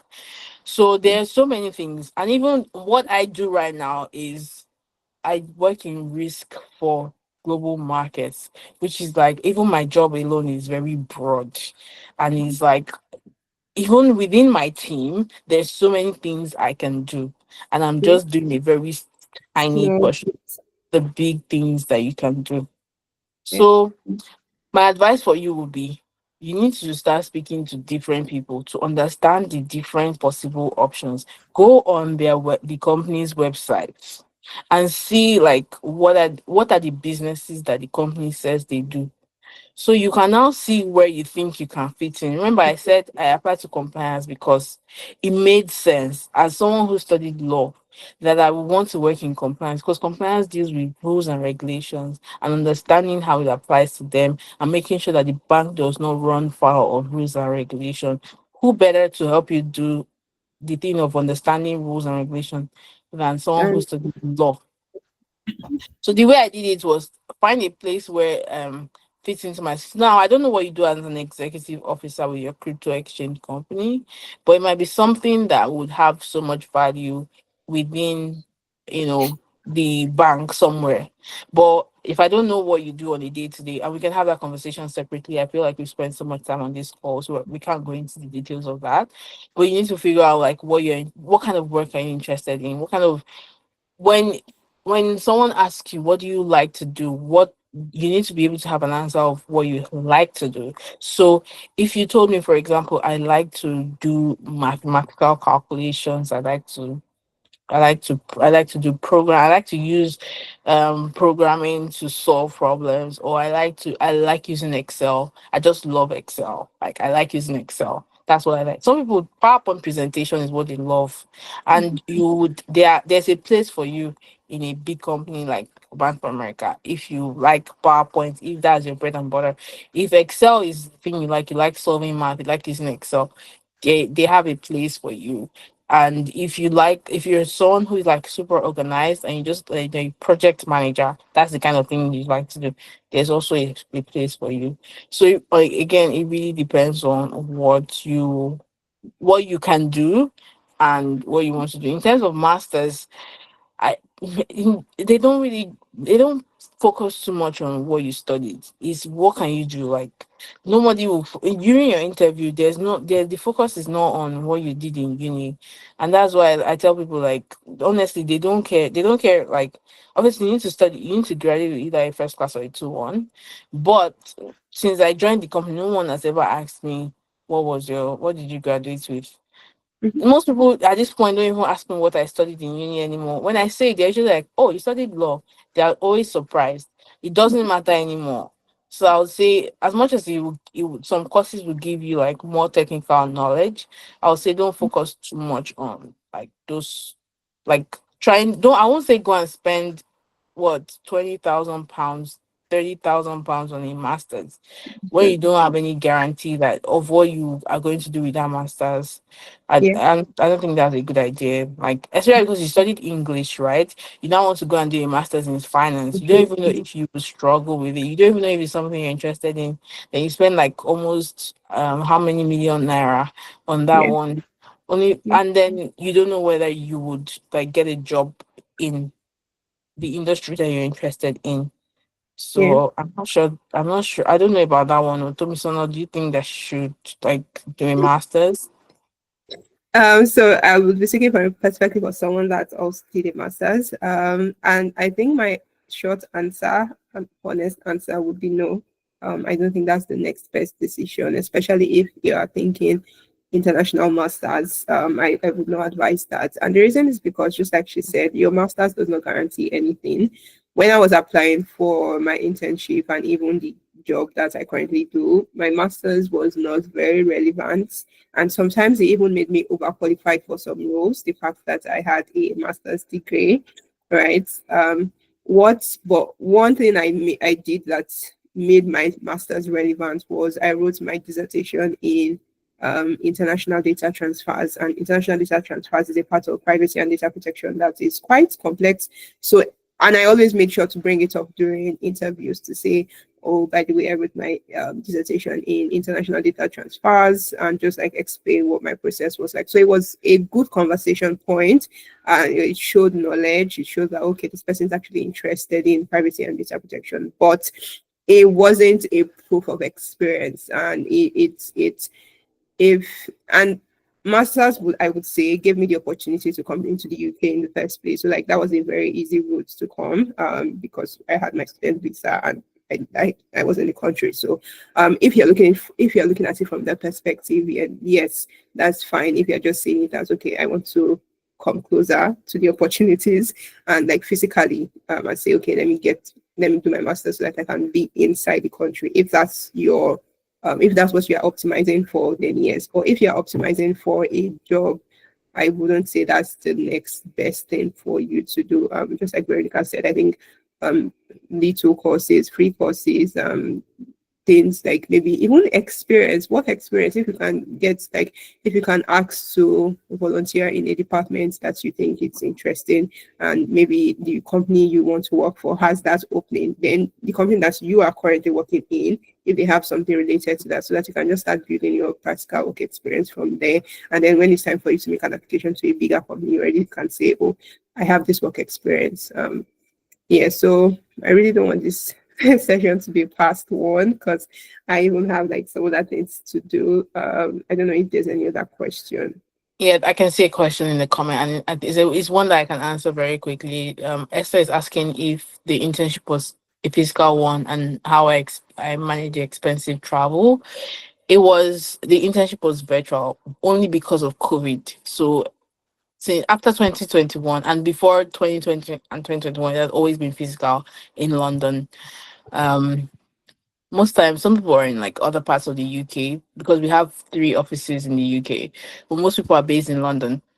The company is going to cover your visa, your flight tickets, your accommodation, everything, and fly you to the UK. So That's the short answer. And so I did mine virtually, but the company provided like everything I needed. If you needed it, I had a laptop, so I didn't need it, but they like provided like an inverter for me because I said Nigeria, we don't have electricity 24/7. They provided that. They provided Wi-Fi for me and everything I needed to have a comfortable internship experience. Um, and then there was even like an office space that if you wanted to use, like in Lagos, that they got for those people who wanted to use an office space. So anything you need, just let them know, and they provided it. But that was because of COVID. Since then, it has been virtual. I mean, it has been physical, and they paid for everything. And when I was moving full time for my job, they also paid for everything, and even gave me a relocation allowance as well. So yeah, it's honestly one of the best opportunities in the world. If you can get it, like grab it. You people should ask Veronica for the prayer points that she was praying so that you can add it to your prayer list and also put in the work. I think there is Oh also yes, someone is asking about SEO. Yeah, it's S as in SEE for elephant, not C. Yeah. Do you know what? I also had this question the first time I heard SEO Africa. I was thinking, is it SEO or SEO? Yeah. So it's E as in elephant. okay. All right, then thank you for clarifying. So in the absence of any other question, we would like to bring this session to an end. Thank you so much, guys, for joining. You made this I think there's another question. The name of the event you went to in Lagos that opened up your interest in Bank of finance. America. I don't know exactly how they're gonna like phrase it, but it's a Bank of America Insight event. SEO Africa is most likely going to post about it, so you should follow them on Instagram. It's either they're going to call it either something like Bank of America event, Insight event, but just look out for the word Bank of America event Event Lagos. Lagos. Exactly. They might also call it a road show, at least from an internet perspective. We're calling it a road show, but I don't think that's what they're going to call it. Like when they're publicizing it, they'll call it something else. But yeah, All right, then. Thank you. So thank you so much, guys. Thank you for being engaging. Thank you for your questions. Thank you for showing up in time. I really appreciate it. Moving forward, we're going to be having a session tomorrow, but this is like outside. Is it going to be a paid or free event? free, free. Free But event. you have Free. to apply. And I think they're gonna ask for your CV and screen your application. So not everyone who applies is going to get accepted to attend. Because if you're from coming from outside of Lagos, they're gonna cover your transportation fare. So they need to collect the high quality people. So you need to put in a strong application. Yeah. All right then. Thank you. Thank you for clarifying that. So yes, we are going to be having a session tomorrow. That's for people that are on the group chat.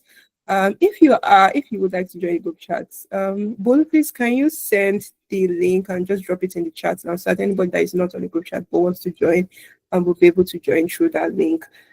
It's going to be for a feedback session and also action points. So if you are showing up at the meeting tomorrow, which I expect everybody that joined the session to, you're showing up with action points. You've heard so many things today. So what are you going to do in the space of 4 weeks, 2 weeks? If I ask you, if we do our next check-in and I say, what have you done so far? What would you be giving reports about? So that will be happening tomorrow by 8 p.m. and the link will be shared to the group chat. So thank you so much. My name is Tomisono Olajiri. Feel free to connect with me on LinkedIn, on Instagram.